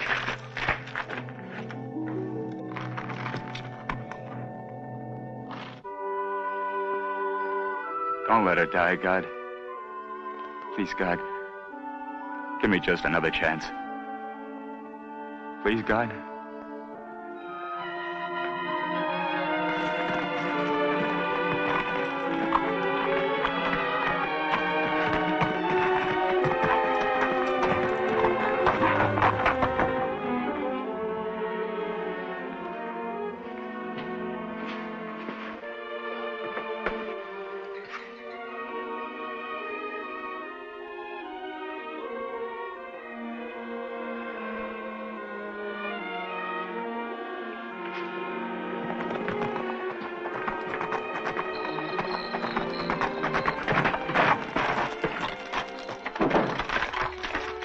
How is she? Just about as you left her.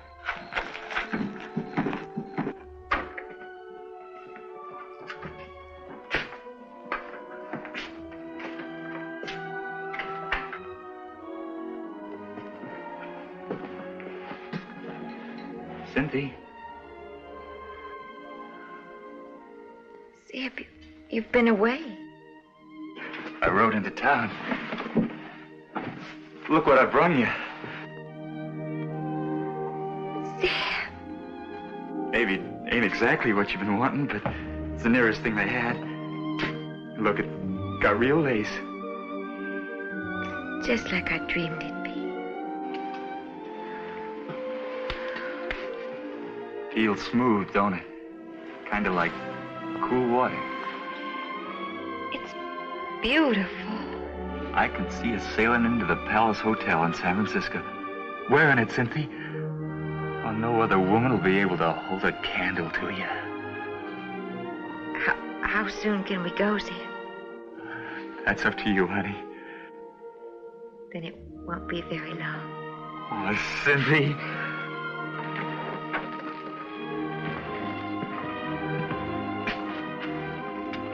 If thou of fortune be bereft, and in thy store there be but left 2 loaves, sell one, and with the dole, buy hyacinths to feed thy soul.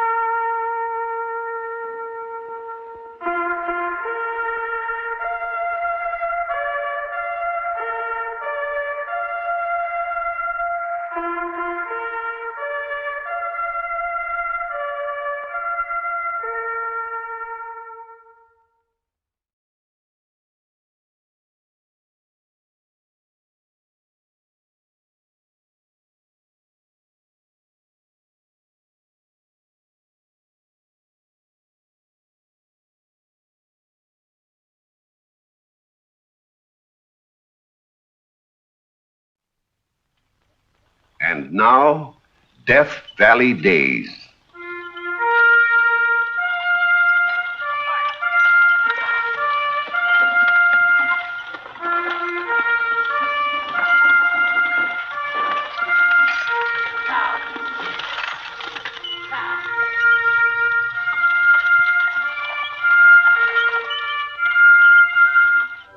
Howdy, folks. I'm the Old Ranger, and I have another interesting true story for you about the historic Death Valley country. Reading, writing, and arithmetic, the 3 R's. But in the mining camp school at Ubehebe, which is the scene of this story I call Dear Teacher, there was a 4th R. R for ruction. And how? Quiet! Quiet! Stop it! Stop it this minute! Quiet! Quiet in this room! Order! Quiet! Hey, stop it!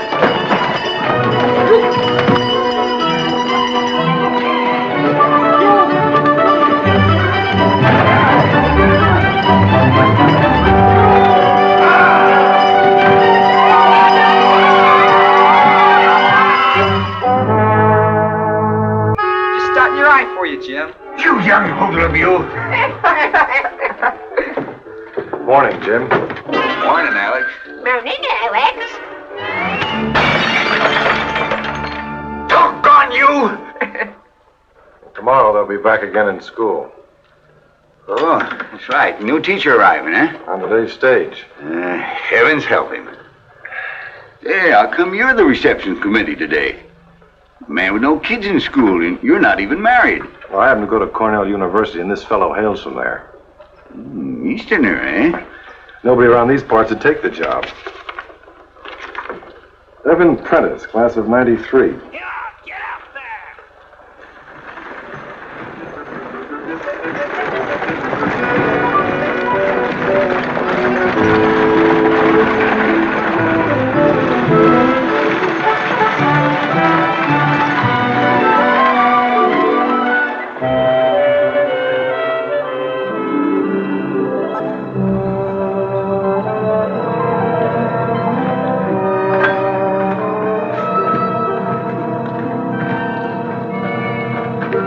Prentice? I'm Miss Prentice. Well, not the new school teacher, Yes. but the wire said. I thought, of course, that we expected a schoolmaster. The name is confusing. I'm always receiving letters addressed, Dear Sir. Well, suppose we go. We can talk more easily. Which is your luggage? These 3. By the way, my name is Alex Gaynor. I'm superintendent of the mill. How do you do?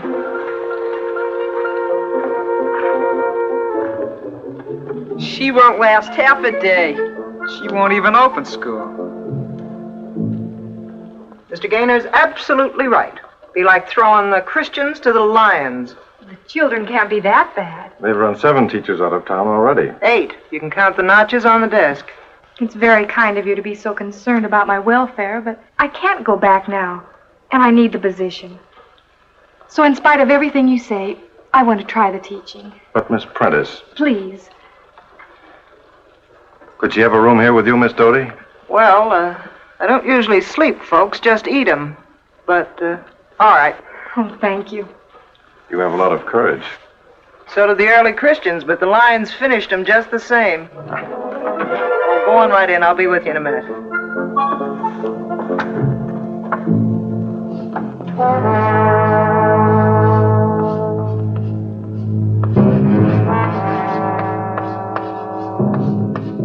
What does she look like? Kite size. You gonna break her spectacles, Tiny? She don't wear spectacles. She doesn't. But she's old, isn't she? Nope, she's young. Young. And pretty. Pretty.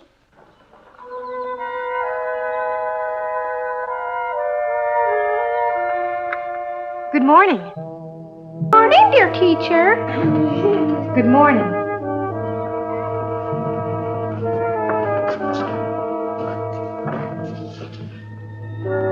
The last 3 teachers left with only 5 legs and 4 eyes between them.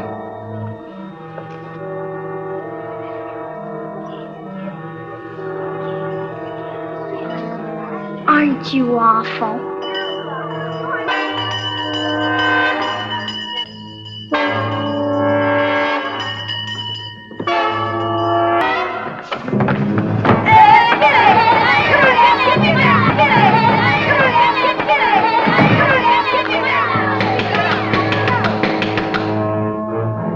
Take your seats, please.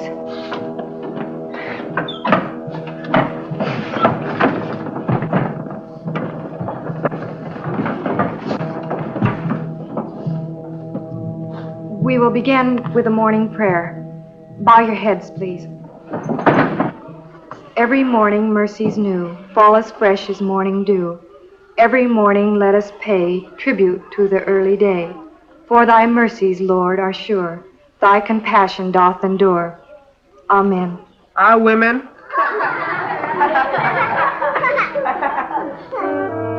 We'll begin with taking the roll. Then we'll arrange classes. Gladys Murtaugh? Present.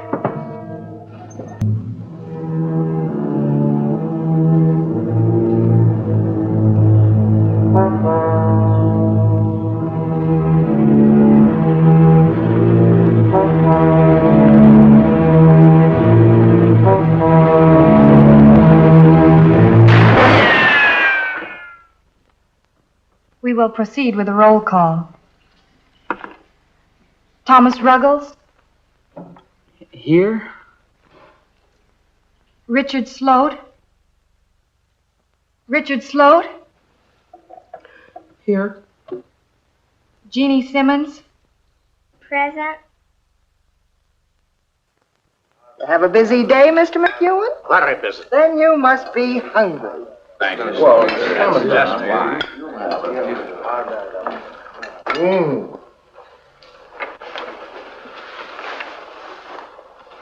Well, how did things go? Very nicely. I was thinking of you all day.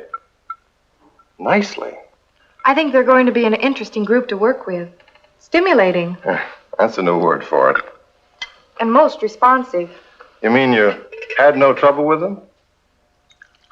It's all in the initial approach. Do you hear that, Miss Doty? They behaved. Just like a cat playing with a mouse. Just wait. Potato? If I were you, I'd arm myself with a ruler. A good big one. Oh, I couldn't strike a child, Mr. Gaynor. I'd like to speak to the teacher. What is it? You know very well what it is. You couldn't keep a thing like that a secret very long. She threatened the children with a gun. A gun? Oh, no. Oh, yes. Gladys came home and told me. Fired it, what's more. Point blank. I was just trying to break up a ball game. The boys wouldn't stop, so I aimed at the ball. And what did you hit? The ball, of course. In midair. Well, I'll be everlastingly. We got an Annie Oakley with us. Gladys was still shaking with fright, poor lamb. I'm sorry, but I'm sure there won't be an occasion to do it again. There had better not be, or we shall take our children out of school.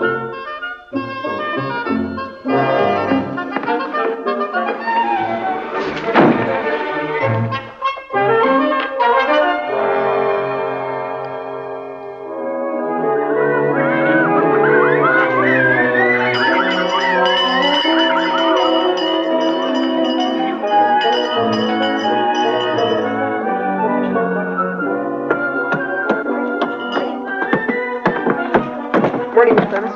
Morning, teacher.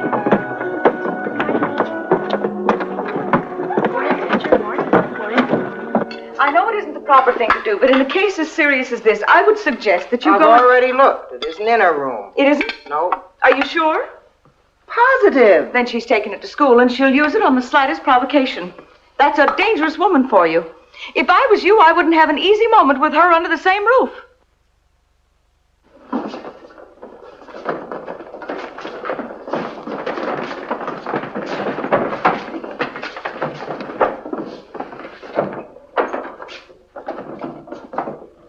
We bring you something, Miss Prentice. A present. Cartridges? Oh, dear me. We bring you these so you could put on a shooting match for us. You brought me these so I could put on a shooting match for you. Yes'm, that's why we brung them. Will you, teacher? Please? Certainly not. At recess. I'll let you shoot this out of her mouth, teacher. No. Oh, Miss Prentice. This is a school, not a shooting gallery. We've got lessons to learn. Spelling, geography. We'll learn them. Honest. All right. You do, and then we shoot. When? How soon? Well, see the end of each week. But only for those who behave themselves and gotten good marks. Now, pass out the study books and we'll get to work.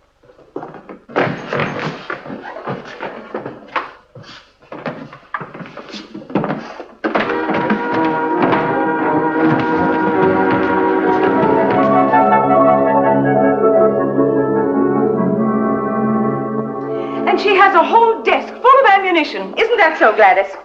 Boxes and boxes of bullets. Makes me wish I was back in school again. Why, our old cross-eyed schoolteacher couldn't have hit the side of a barn. Won't you ever take anything seriously, George? Suppose she suddenly decided to point that gun at Gladys. She won't. If Gladys behaves herself. She's got an awful funny look in her eye. I think she's kind of crazy. Do you hear that, George? She might go berserk. Now, don't start using words I can't understand, Delia. Remember, I didn't get beyond the 5th grade. Maybe she'll hold evening classes for blokes like me. Maybe you go hunting with us sometime. Yeah, I know there's a lot of rabbits. And quail, too. I bet you wouldn't miss a one. Thank you, boys. See you tomorrow morning, bright and early. Bye. Hello. Got a meeting out of your hand with your little gun, haven't you? You know, they didn't give courses in marksmanship to co-eds when I went to Cornell. It was my father who taught me. He used to take me out to the lake on Saturdays. We'd practice for hours. That's funny for a girl. He'd always hoped for a son. That's how I got the name I did. Heaven.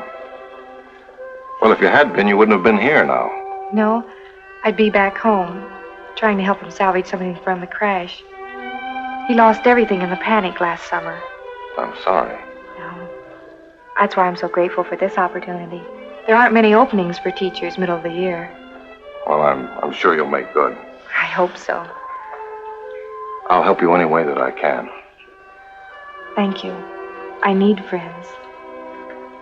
Pop, what are you doing with those bottles? None of your business. You selling them to the junk man? No. Then what? Ah, shut up. And don't come tagging after us. Why not? Because we don't want you, savvy.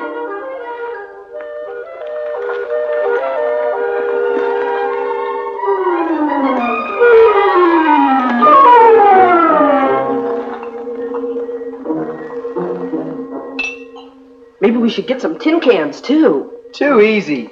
Even bottles ain't much of a target for a shot like her. Come next Saturday, we'll set them up way off in the back fence. And stick candles in them, and let teacher put them out, one by one. Yeah. Ping, ping, ping. Come on.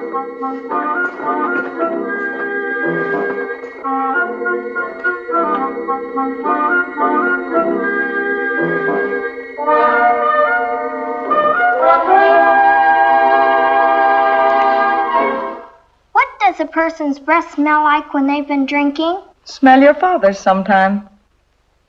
Well, I like that. I thought so. What do you mean you thought so? It's just like hers smells. Whose? The teacher's. Miss Prentice? Miss Prentice? George, did you hear that? Oh, I don't believe it. If Gladys says so. Children imagine things. Of course, it could have been a sarsaparilla bottle she was hiding. Where? In the stove at school. You saw her? Please, Ma, I'm trying to do my spelling. I'm going over to Miss Doty's for a few minutes. Some more pie, Mr. McEwen? Say it again, Miss Prentice, so we can learn. Multiplication is vexation. Division is as bad. The rule of 3 perplexes me. And fractions drive me mad. was a good one. I like that. Come on, let's have some more. Let's have some more. Come on.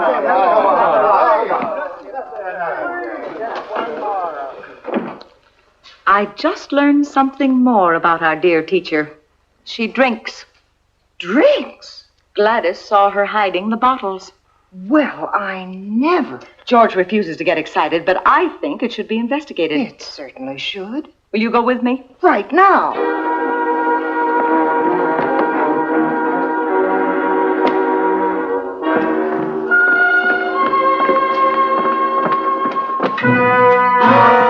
Just like Gladys said. General Grant. There's a whole bunch of them in there. You don't suppose that they could have been left there by some of her predecessors? Oh, no. Gladys saw her putting them there. She must have been having regular orgies. This settles it. She'll have to go. A school teacher who packs a gun and drinks. I'll circulate a petition among the parents. The mothers. Naturally. Won't be necessary to mention it to the men. And I shall give her notice to vacate her room.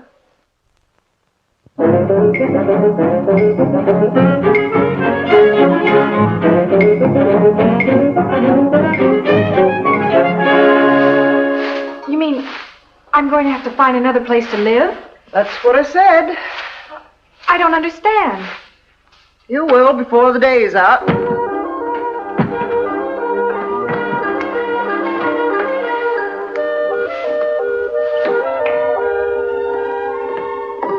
Come along, Gladys. I'm going to school with you this morning. Mama, I don't feel very good all of a sudden. What's the matter? I've got a headache and a sore throat. Maybe I better not go to school this morning. Well, not if you're coming down with something. I hate to miss. It won't matter much.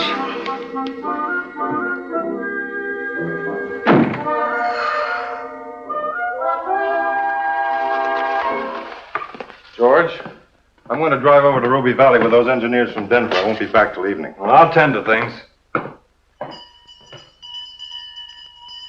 Well, school's still keeping. Why not? Well, I understand they're having some trouble. The women folk are up in arms about the teacher. That ridiculous gun business? More than that. There's talk about, well, there's some claim she tipples. That's a lie. I don't believe it myself, but you know how women are once a rumor gets started. Who started the rumor? Search me. Well, I'll make it my business to find out as soon as I get back. Bow your heads. Every morning mercies new fall as fresh as morning dew. Every morning let us pay tribute to the early day. For thy mercies, Lord, are sure. Thy compassion doth endure. Amen. Good morning, Mrs. Murtaugh. I hope Gladys isn't sick. I noticed... She is, but that's not why I'm here. I think this document will explain itself.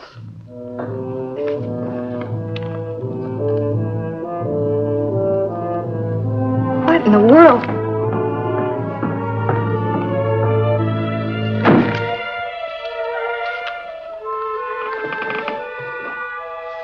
We'll begin with penmanship this morning. Take out your pencil tablets.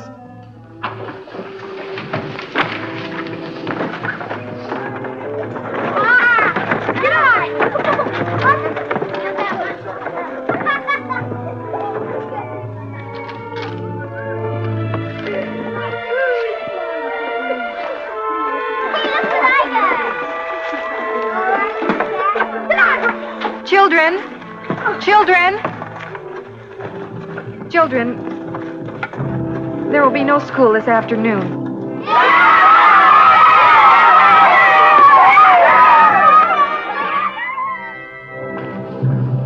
Is Mr. Gaynor in? Oh, he's away, out of town. Oh, Hi, Miss Foreman. Anything I can do for you?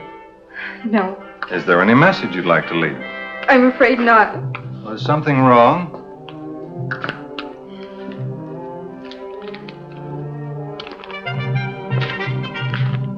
Oh, I say. Unfit to teach the young. What do they mean? What do they mean? Now, don't upset yourself. But it's so awful. My first position. I'll never be able to get another. There. Now, we'll straighten it out. Don't you fret. Delia. There isn't anything you'd stop at, is there?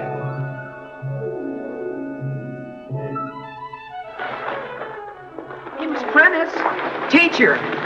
It'll be a week tomorrow. And we behaved ourselves. Yeah, and studied hard. I can name the capitals of all the states. Boys, I'm sorry. Oh, but you promised, Miss Prentice. I won't be here tomorrow. I'm leaving. Leaving? You mean for good? There won't be no shooting match? Why? What's happened? I can't explain it, but that's the way it is.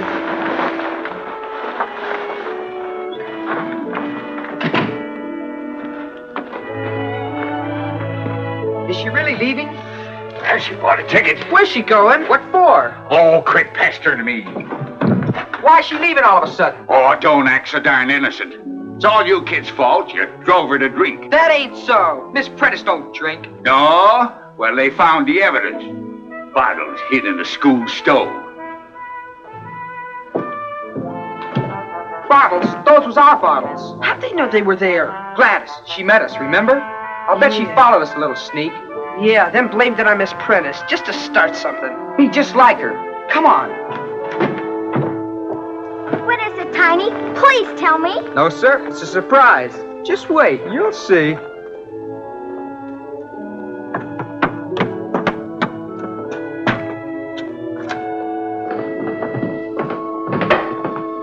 Tiny says you got something for me.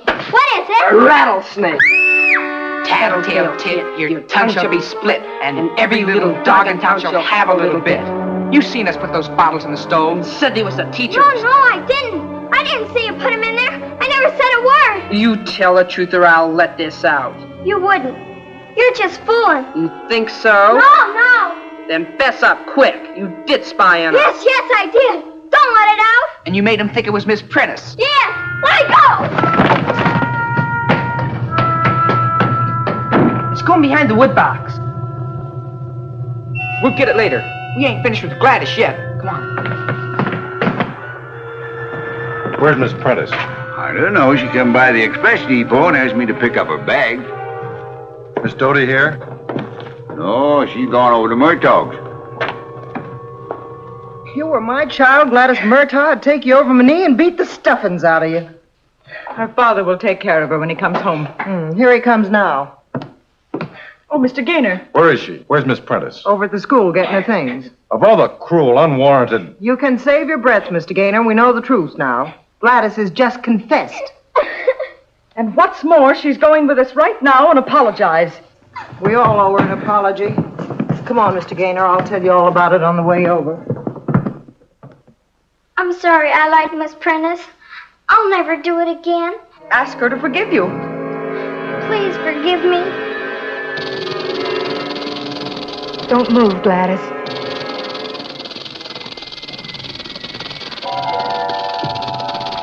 Don't make a sound.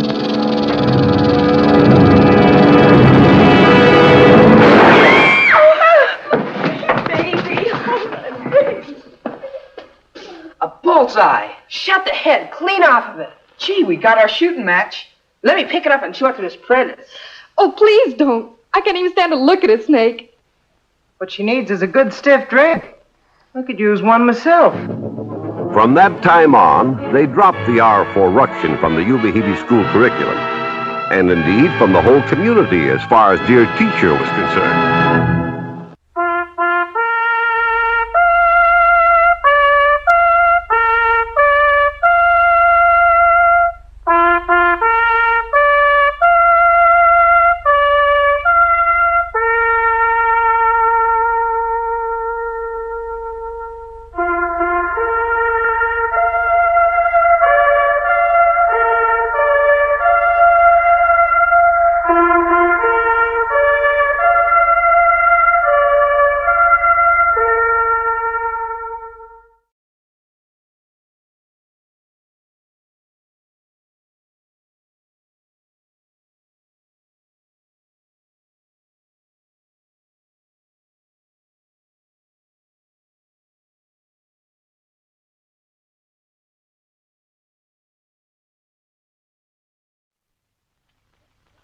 And now, Death Valley Days.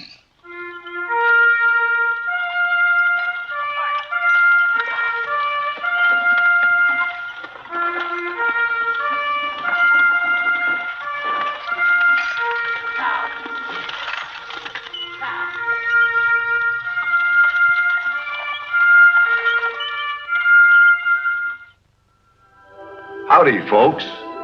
I'm the Old Ranger, and I have another interesting true story for you about the historic Death Valley country. Picture a desolate mountain region peopled by cattle rustlers, horse thieves, and desperados. Somewhere in the heart of it, a rich silver camp, and you have Limbo County in the early 1880s. That's the setting for tonight's story, Death and Taxes. Young Bud Payson, green as a cornfield in his native Kansas, didn't know that Limbo had the reputation of being one of the toughest counties in the Southwest. But he learned in 3 easy lessons. He had sand in his craw, but was slow on the draw.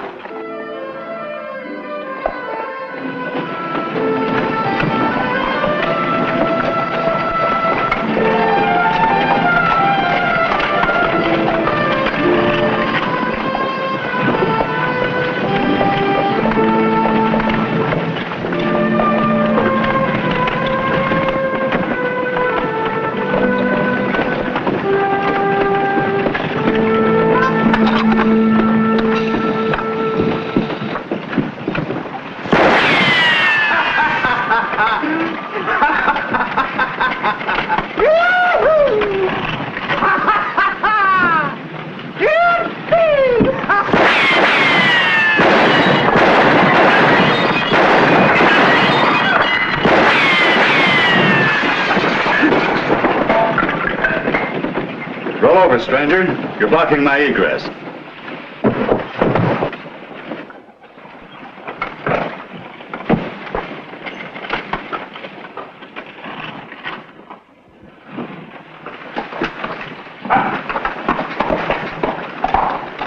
Doggone the doggone. Saloon's closed, temporary.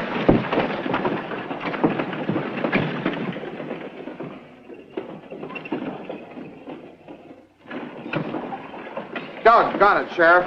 This has got to stop. Curly Bill smashed darn near every bottle in my place. And him not even a regular customer. You were elected sheriff to enforce law and order. I'm doing my best. You've got to do better. As mayor of this town, I demand action. That's what we pay taxes for. And speaking of taxes, does anybody collect from Curly Bill and the rest of that gang? Collect taxes? They're residents of the county, ain't they? They are, and rolling in dough. No reason why they shouldn't be assessed the same as us honest folks. Do you realize what you're saying? It'd take a whole posse to go into that outlaw country. Then send a posse. You know very well I haven't one deputy to my name. They've all been killed or run off. Well, replace them. Nobody'll take the job. Maybe you don't want the job of sheriff another term. Well, there's an election coming up, and if you don't give us honest folks protection, there'll be a new man behind that badge. Such is right. The people need protection. And if you can't get any deputies, then by gosh, I will.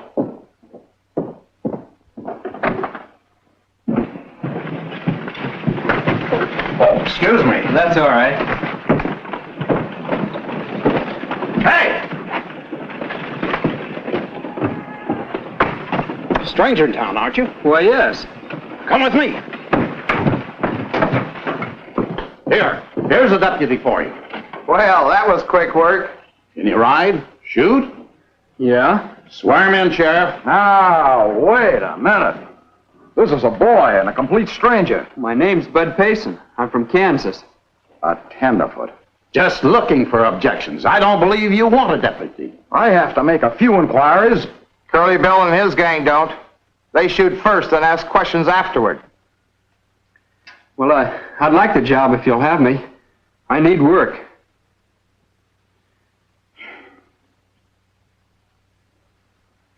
This is all that's left of the last deputy I had. You still want to wear it? I'd rather take a chance on being shot than starve to death. Now, raise your right hand. Do you solemnly swear to uphold and enforce the laws of this territory under the powers vested in you as a deputy sheriff, so help you God? I do.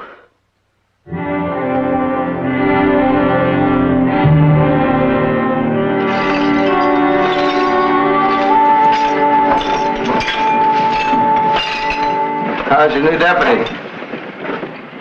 Well, he's pretty good at shining his badge. The mayor sure pulled a rabbit out of his hat, nabbing him for you. Rabbit is right. Not even dry yet behind his pink little ears. Seems like a nice kid. Sorry to see him take the job. Well, now that you got him, what are you going to do with him? Put him to work, just like you and the mayor demanded. Only I'm hoping comes the first showdown, he'll turn tail and hit leather back to Kansas. I'm open for business again. Come on in and have one on the house. I gotta get home to supper. I've invited my new deputy. My daughter June will be expecting us.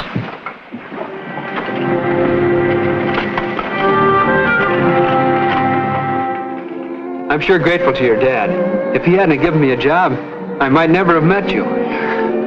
I sure hope I make good. With the job? Well, I am a greenhorn as a deputy. You mustn't let folks know. You don't think they'd guess to look at me? I think you've got everything it takes. I'll try to fool them. Just act tough.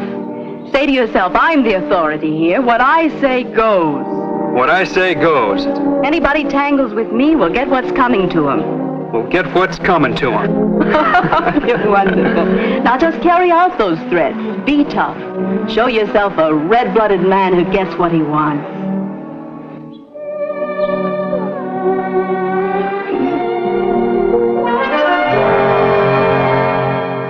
Now, this whole region around here is outlaw territory. You know anything about Curly Bill? No. Well, he's the king of them all. And this is his capital. Goryville? Some name. I want you to go out there and collect taxes. Taxes? It's part of the sheriff's job, and I've got orders to collect them. But from outlaws? Well, they're citizens of the county. No reason why they shouldn't be assessed like honest folks. How do I go about it? That's up to you. Every deputy has to figure these things out for himself. Of course, if you don't like the job, just turn in your badge and no hard feelings. Are you trying to get rid of me, Sheriff? Only for your own good. You sure it's not because I've taken a liking for your daughter? You have? I didn't know that. Well, I hope you don't mind. We'll talk about that later. It's a long way from liking to getting. Yes, sir. Now, wait a minute.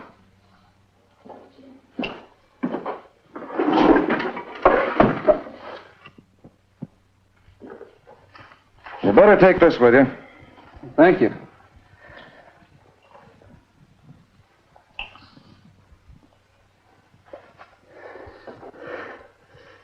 Well, goodbye. Good luck.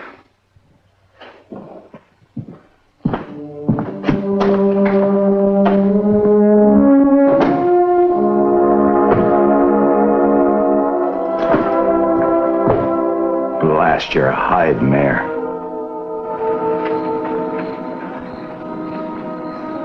Why do you stare at me like that? I want to remember you, just as you are this minute. Anybody think you were going away for a year? Where are you going anyway? Oh, all around. It's a nice general answer. I hope you stay out of Curly Bill's territory. You know Curly Bill?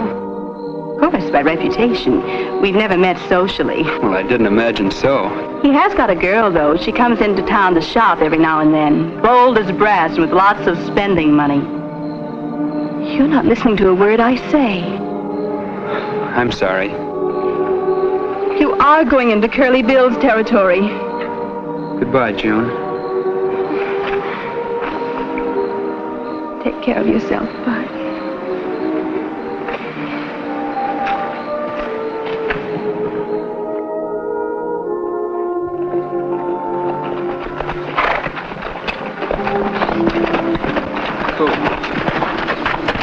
Howdy. You lost? No. Then what are you doing here? Well, haven't I got a right to be here? I asked you a question, stranger. Well, I thought that was something folks in the West didn't do. However, I don't mind telling you. I'm looking around, thinking of opening up a trading post in these parts. You're lying. I'm sorry, ma'am, but... I thought so. One of the sheriff's men. Will you hightail it right straight back where you came from? Savvy? No. This climate ain't healthy for deputies. Someone is likely to pick your badge for a target. Well, thanks for the warning, ma'am. Now will you tell me something else? How far is it to Goryville? Goryville? Just keep straight ahead, stranger. And when you feel the blood running down your shirt, you're there.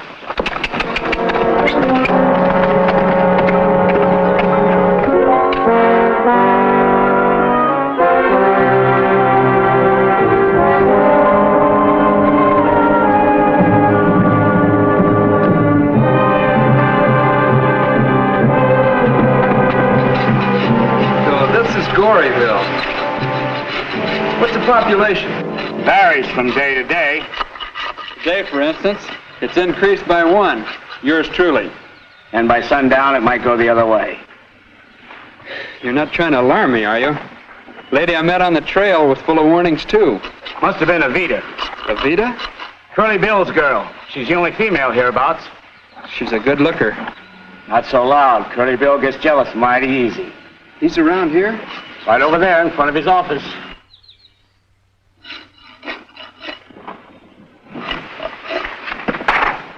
Well, that's about it. What do I owe you? $2. A robber like the rest of them. Fellow's got to make a living. Well, just that much better for the tax collector. Tax collector? Fellow who collects the taxes. Well, somebody does, don't they? Mister, this is outlaw country. There's only one man in the world who could collect taxes here, and that's Curly Bill himself. I believe you're right. Home a horse for me, will you? If I couldn't steal a better-looking horse than that, I'd give up the business and get a job. I'll give you $5 for it. Well, where did you come from, little boy? Limbo. Looking for somebody? You. Well, take a good look, because it may be your first and your last. Oh, why, we've met before. I was the fellow who was blocking your egress the other day at the Limbo Saloon. Oh! You admired that expression, huh? There's a lot of things I admire about you, Curly. You hear that, boys? The kid admires me. I've got a proposition to put up to you. Nothing illegal, I hope. No. Let's walk over here where we can talk private. Some of these fellas I wouldn't trust.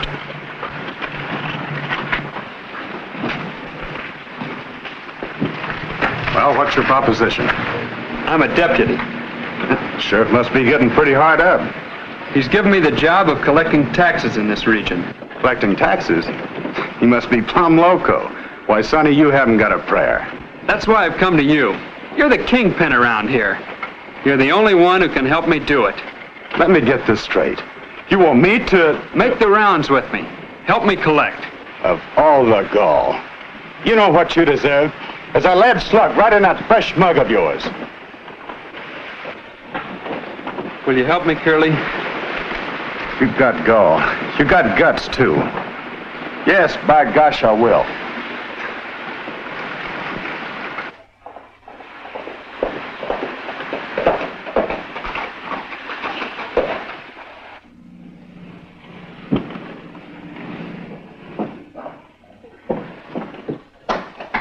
Curly? Hello, baby. You got back in a hurry. Did you see him? Who? There's a deputy from Limbo on the prowl. Deputy, huh? I thought they were all dead. This is a new one. Young, green as grass. They're the worst. Rush in and start shooting without knowing what they're shooting at. Don't worry, Vita. He was headed for Goryville. I know. I just had a drink with him. What? Celebrate our partnership. Partnership? I made a deal with this guy. He and I are going to collect taxes hereabouts. Collect taxes? From every doggone cattle rustler and horse thief in this territory. It does not make any sense. Sure it does, baby. Him and me will collect in the name of the law. And then, you and me will enjoy the receipt. Curly.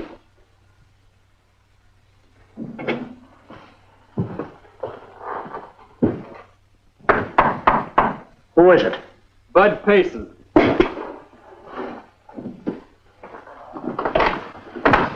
I don't know you. What do you want? I'm from the sheriff's office. I am collecting taxes. Taxes? Well, you come to the wrong place, my friend. I ain't got nothing to pay taxes on. Why, I'm just a poor rancher trying to keep body and soul together. Mind if I look around? I sure do. Now, you make tracks out of here before I blast you out. I ain't paying no gol darn taxes to no gol darn deputy sheriff for no gol darn county. Oh, yes, you are, Cutler. Curly, what are you doing here? Seeing if this young deputy collects what's owing. Yeah, but I don't know nothing. I got nothing. Put him down for $250, bud. 250? But I'm broke, I tell you. Why, I never paid taxes in my life. Well, then we'll slap on another 500 for arrears. And another 50 for pointing a gun at an officer of the law. Why, you... Be quick about it. We got a lot of calls to make. We can't lollygag around with you all day.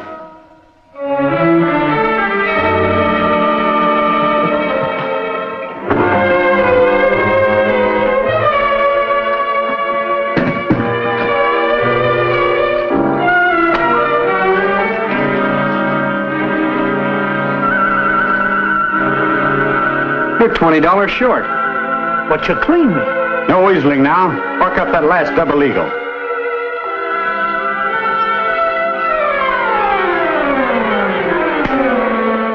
Write him out a receipt, bud. We got to keep the county record straight.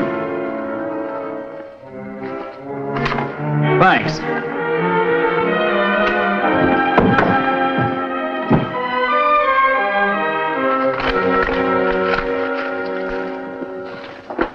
Looks like a stage holdup. Only neither. 6 more calls and we're through. And then I can head back to town. I bet you got a girl there. Well, that's right. Couldn't be the sheriff's daughter. Well, how'd you guess? Prettiest girl in Limbo, if you like the pink and white type. You know her, Curly? Nope. Curly makes such flying trips into town. Now, me, when I go, I stay and shop. Feel a shopping spree coming over me right now. Keep your hands off. Just a little advance. If you need spending money, I'll give it to you. But these are county funds, a sacred trust, to be used for public improvement for the common good. Sure, Curly. Will you be going into Limbo in the next day or two, Evita? Maybe. What can I do for you? Give a message to June. Here, I'll write it for you.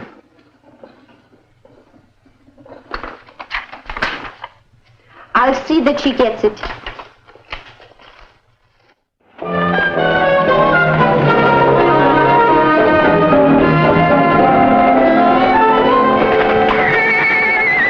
You're June. Yes. Got a message for you from your deputy friend. Bud? Oh. So far, so good.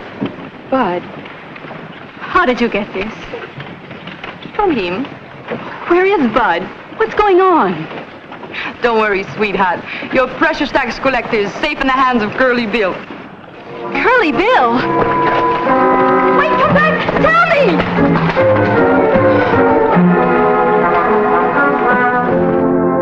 You sent him out there to collect taxes?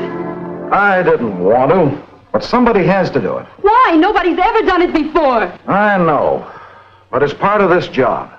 Just ask the mayor and the merchants. They're the ones that yell for it. Said I wasn't fulfilling my duties. An election's coming soon.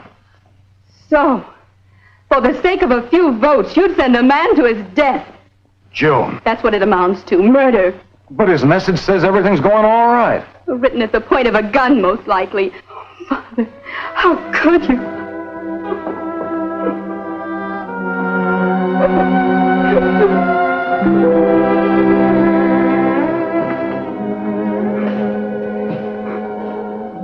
I didn't know you cared so much for this fella, honey. Well, you only just met him. That's all it took. I love him. I love him.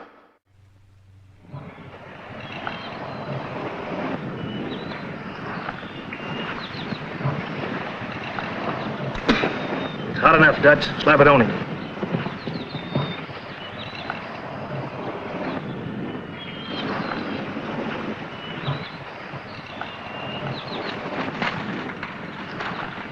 Mr. Benton, I'm Deputy Pace. You don't have to introduce yourself. I know what you're here for. Well, good. That makes it easier. Easier for what? You're the last man on my list, Mr. Benton. You can cross my name off your list now, because I ain't been buffaloed into paying any taxes.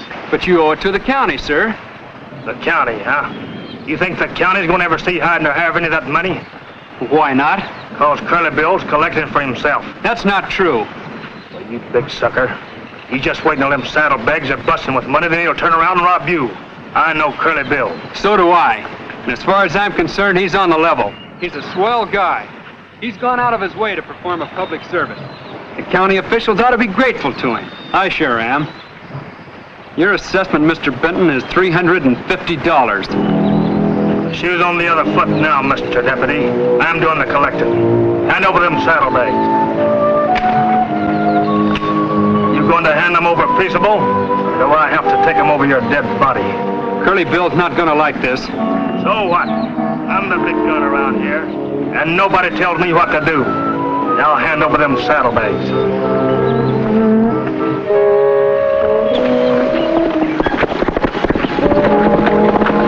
Curly Bill!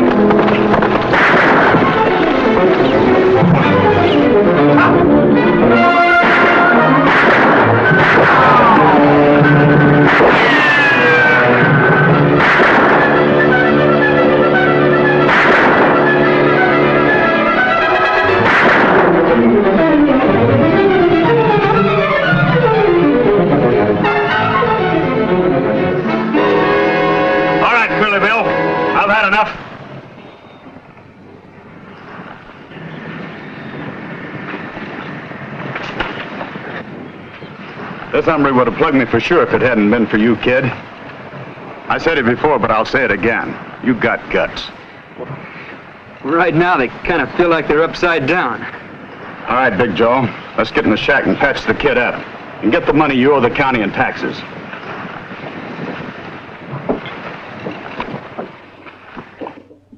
And now what? His job's done. He's getting ready to start back to town. Still trusting? Trusting as a lamb. The only thing worries him is getting back to Limbo with all that money and the game right on. In case he should meet up with outlaws. Just in case. So I told him you'd guide him back. Me? Explained to him you knew all the hidden trails, secret shortcuts. So do you. Sure. I'll be waiting for you both at the old mine with a mask on. So the kid will know who I am and lose faith in human nature.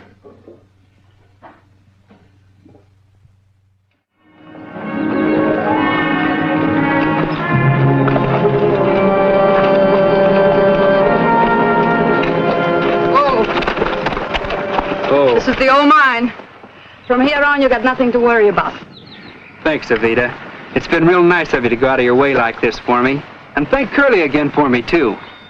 You know, I kind of hated to say goodbye to him. You may be meeting him again sometime. I hope. And I want June to meet him, too. Say, maybe both of you could come in and pay us a visit sometime. I don't think that'll be likely. Well, after what he's done, after what you've both done for the county, why, I'm sure folks have changed their mind about... Curly! I thought you was going to wear a mask. Yeah, so did I. There's something you overlooked, Deputy. My taxes. Well, that's right. You know, I clean forgot about you. Thanks. Never mind. Just get going while I feel like giving instead of taking. So long, partner.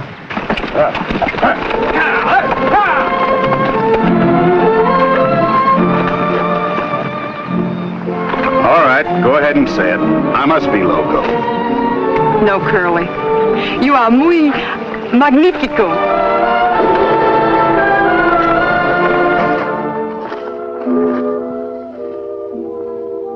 Big Jaw Benton? Bo McDaniel. Slippery Cutler. William Bricker. $1,500? Oh, that's Curly Bill. How the devil did you do it, Bud?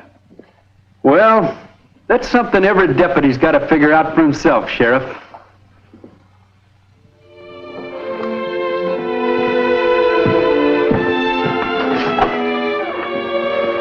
I said you had everything it takes.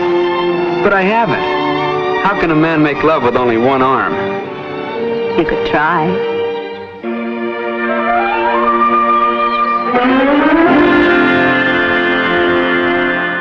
And from that day forward, Limbo County, like the rest of the human race, could count on those two sure things, death and taxes.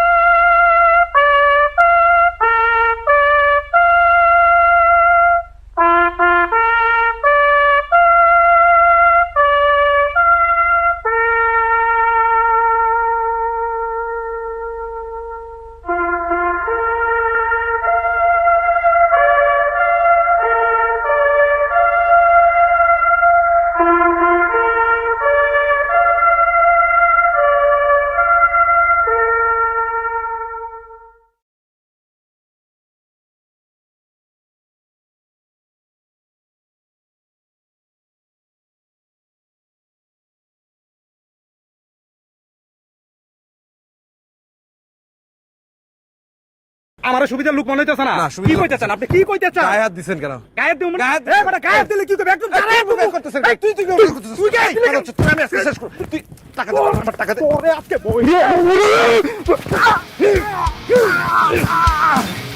না কোন রাস্তার মধ্যে আইছেন ভাই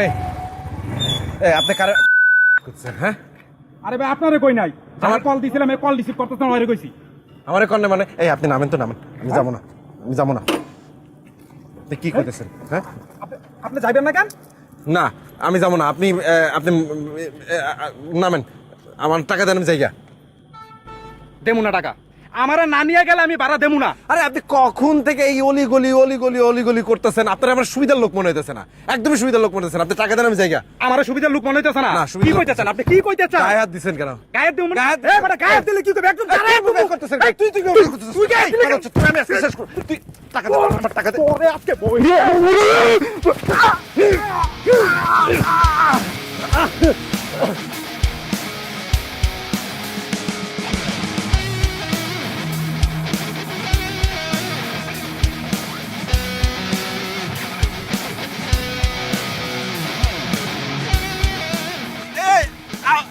motorcycle কই নিয়ে যেতেছেন ভাই এটা আমার মালিকের মোটরসাইকেল ভাই মোটরসাইকেল নিয়ে যান না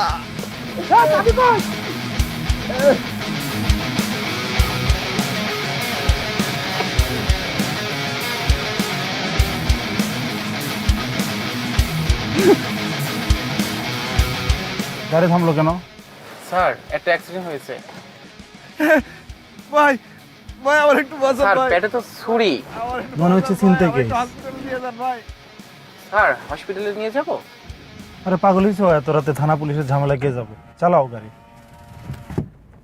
স্যার যে অবস্থা মনে হয় না বাবু ভাই যান না ভাই ও ভাই আমার একটু হসপিটাল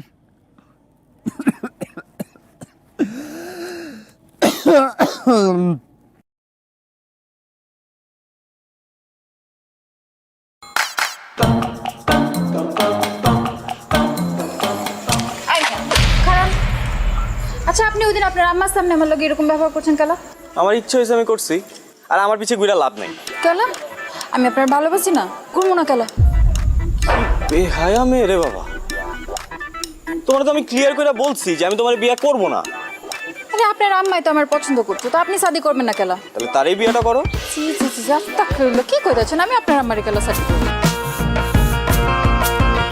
তো আপনার শাদি করব আর আপনি যদি আমার শাদি না করছেন তাহলে কয়ে দিলাম ব্লেড দিয়ে আপনার নাম আমার হাতে লিখুন তোমার যা ইচ্ছা তুমি তাই করো আমি একদমই ভয় পাই না আগেরবার মাইনে নিছি খেলা ছিল দেখা এটা খেলা না এটা আমার জীবন আমি জীবন নিয়ে ছেলে খেলা করতে পারবো না আমি হাঁচা হাঁচা কইতেছি আমি কিন্তু ব্লেড দিয়ে হাতে পায়ে গলায় মুখে সব জায়গায় যেখানে ইচ্ছা সেখানে লেখো ইংরেজি বাংলা ফার্সি যেটাতে পারো সেটাতেই লেখো আমার কিচ্ছু যায় আসে না আপনার আমি শেষবারের মতো কইতেছি আপনার আর বেশি সময় দিব না শুধুমাত্র 12 ঘন্টা সময় দিলাম। এই 12 ঘন্টার মধ্যে আপনি আপনার মত বদলাইবেন, নাহলে কইলাম আমি হাঁচায় ব্লেড দিয়ে আপনার নাম লিখে ফেলাম। আমার কেউ আটকাইতে পারবো না।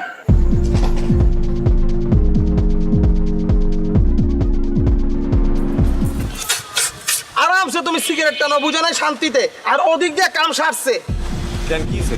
আরে শুনোস না, ওই মেয়ে তো ডেঞ্জারাস একটা ঘটনা ঘটায় ফেলছে। লেট দিয়ে হাত কাটছে, এখন কি হইব মামা? ওই মেয়েটা বস কি মামা?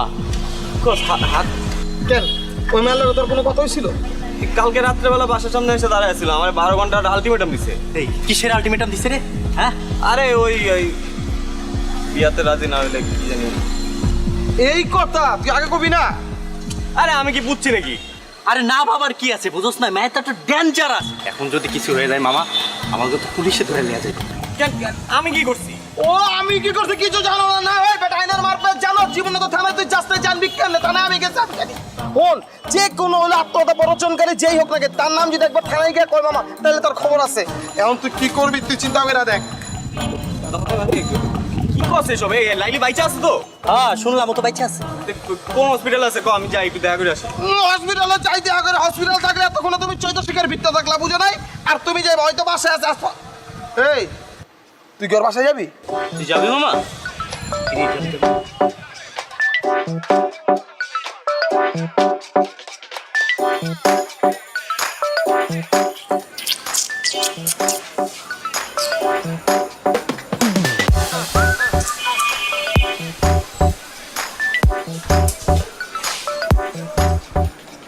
হায় রে খোদা, তুমি আইছো। আমি জানতাম তুমি আইবা। আমি লাইলে রে কইছি তুমি আসবা। চ্যাংরা হও আর রক্ত গরম হও, মানুষ তো। তোমার মনের ভিতরে সেই প্রেমটা আছে। আচ্ছা আমি লাইলির সাথে একটু দেখা করবো। লাইলির সাথে দেখা করবা? কেমন আছে ও? আছে বাবা, আসো আসো, তোমার আমি একটু দেখা করাতে আসো।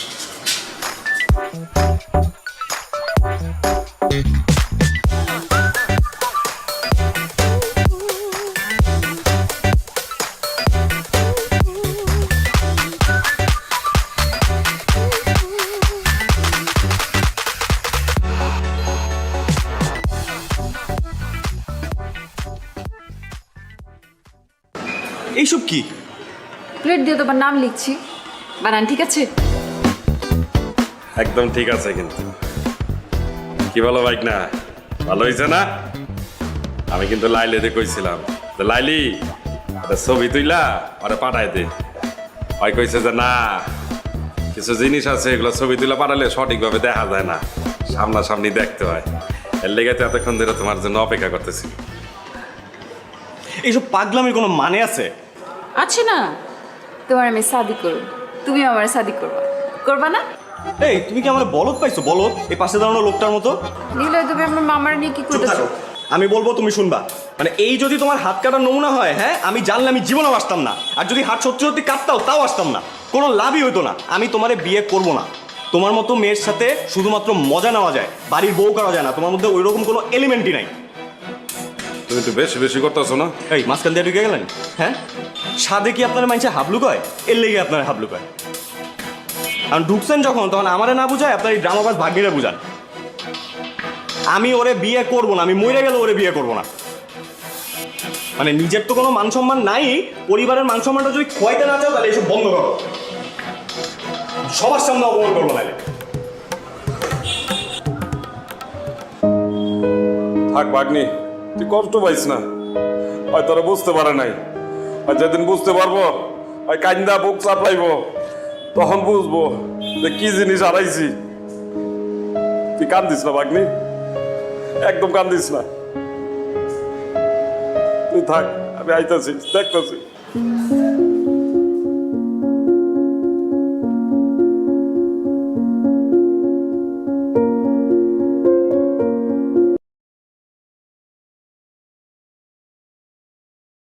Ok, mình sẽ tăng tốc biên, tăng một tốc, let's go đến cái chạy đến hành tinh kia rồi. Planet, wow, sao không biết đâu.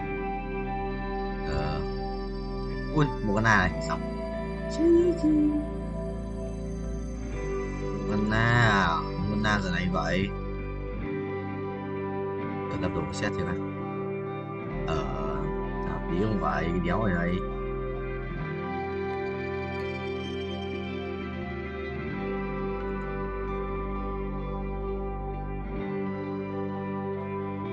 Đéo gỡ đồ nhỉ? Gỡ đồ là ngon à? Có một cái đàn ở này cũng gọi là sử dụng chiếc bình chi linh ấy. Lại sẽ boost tốc mắc bình chi linh cho em 1.9 1.3 bay phân nữa rồi. Bay đều. Let's go broccoli. Boost đến hành tinh khủng long cho tao. Hành tinh khủng long bật tiến hoa tài. Ok broccoli ơi, mắc tốc độ của thầy rồi. Nào ê, một năm mấy này mà nó chỉ cho ăn được mấy trăm 100.000 như này, thắng luôn mà đều hiểu. Mắc cái broccoli 300.000 này, 300 thêm nhà tinh quá. Đây thì một lần nữa ra đâu anh là người may mắn, anh là người nghèo.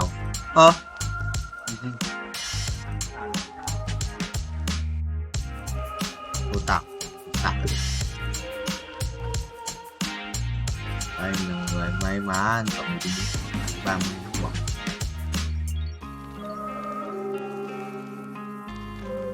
Có cái năng này bình học giống với kiếm con tiêu hết kiếm xong rồi con game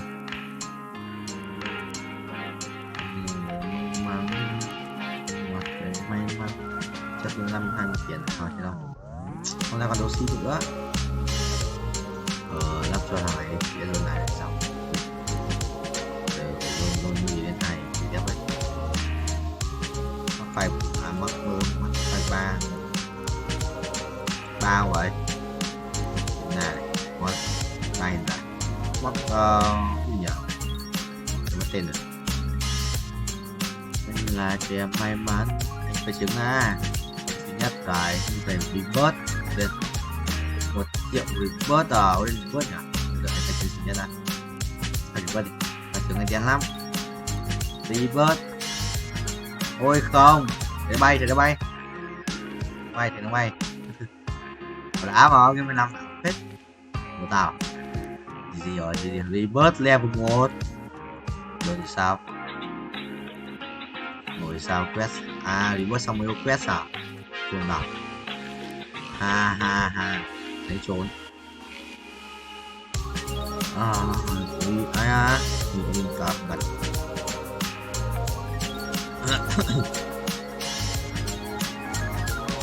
ui quần chắc sợ mày đi tấn độc lập sẽ lên là 2 mình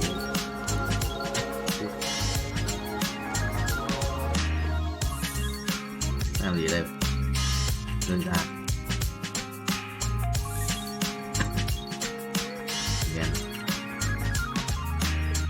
hoặc xài 3 xài 2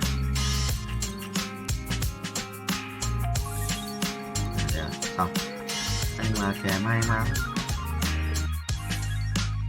Ok broccoli đúng có cái chà rồi nhỉ, chơi đi đúng không, 2 củ vẫn nằm mấy cái trường đấy mà nhưng mà phá còn rồi mình sẽ lên được cái đất theo mình quay lốt ta binh ra gì đây, con số gì thua này, huyết kiếm mà nữ rồi cho zone huyết kiếm cùng đao rồi đấy. Xin lát đã có loại đấu sĩ rồi, còn có loại hiền giả nữa, epic này ngon.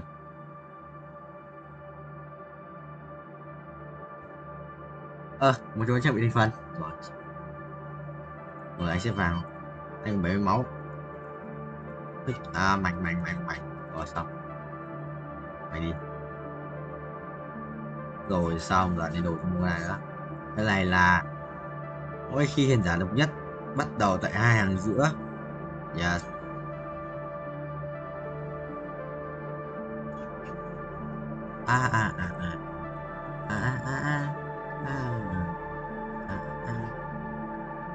Mình cầm máu 140. Hết rồi á, không nói rồi. Vẫn là một con le đây là điểm của cái trước. Đây chỉ thế thôi. 30 à, sáng. Đéo có tiền mà nâng. Hôm này đéo có tiền thì phải nâng đi chứ. Yên. Hôm này đấy. Tí cái này đấy. Yep. Từ 1,7 mở lên 10 lần nữa. Mở lên 10 lần nữa. Chôn không. Epic luôn. Bây giờ đang là nó tự lên xếp cái chọn này. Chúng ta sẽ làm 18 nhân 10 à? Hơi kinh nghiệm không có vòng đấu không? Mona kiếm à? Rồi còn một cái đầu phép ấy, còn một cái quyền trượng ấy. Cinderella à? Chỉ làm 4 tiền quyền trượng xong.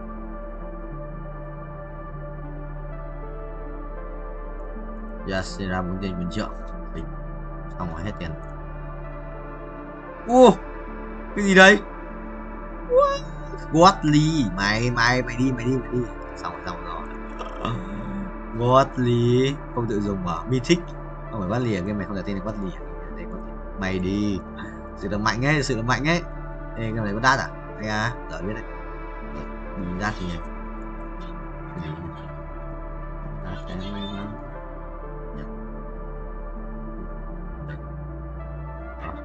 Rồi. Chi rồi.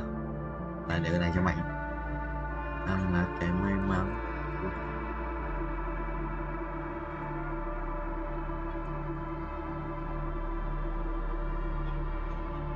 Của đát đi sự nhanh ấy. Đát hồi nhanh phết. Vâng, mình cần biết cái đát hồi là nào. Từ nhặt đến 200 ấy.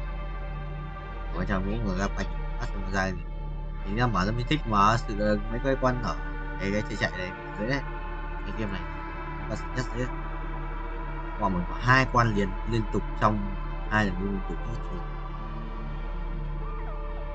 rồi kiểu 4 cái chém nó nghe tiếng biết mình chém không vua trưởng 75 rồi này ngon thực sự đang ở đây tách vua một cái lần chém ạ 180 à gì vậy thắng vào đây 180 à 81 182 nhà thét mũ vải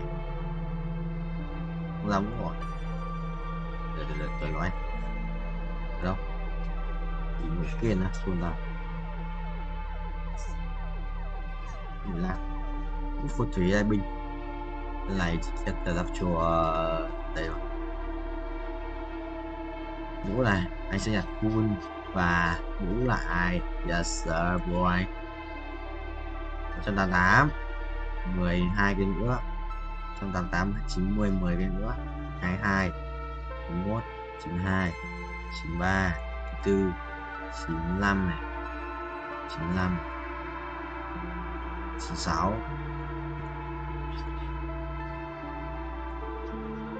97 đâu à đây 97 98 900 xong 9 100 200 một đâu nhỉ quay nhớ có trong em một người chuồn nào what the hell nhớ có chỗ cái mũ mà nhở hay không phải đây à đâu giờ chỗ một mình đứng ra anh nhớ này không phải bắt rồi ủa đó vào bay rồi nhưng là kìa may mắn anh là kẻ may mắn binh út thích chết không cái thằng này thì anh luôn ra Mythic thích chết không ê Mythic không báo à Mythic không báo này rồi mắc rồi lên mắc rồi lên đúng như chúng đáy sau rồi không map theo 3G game easy và thua caro mà không caro nhỉ thằng này caro ngon xong đủ rồi đây xong đủ rồi mà giờ chỉ up chat thôi giờ chỉ lên chat rồi xong máu làm sao mà nói tiền sự binh bay lên cho thầy gì đấy 1.1 xong vòng tiếp theo sự là của đại nhỉ bất tầy heo thằng này để gì đấy à đấy cái gì đấy không tao không để cái nhạc gì đấy game thế game vừa ấy người sự là vừa TV toilet ấy. Uầy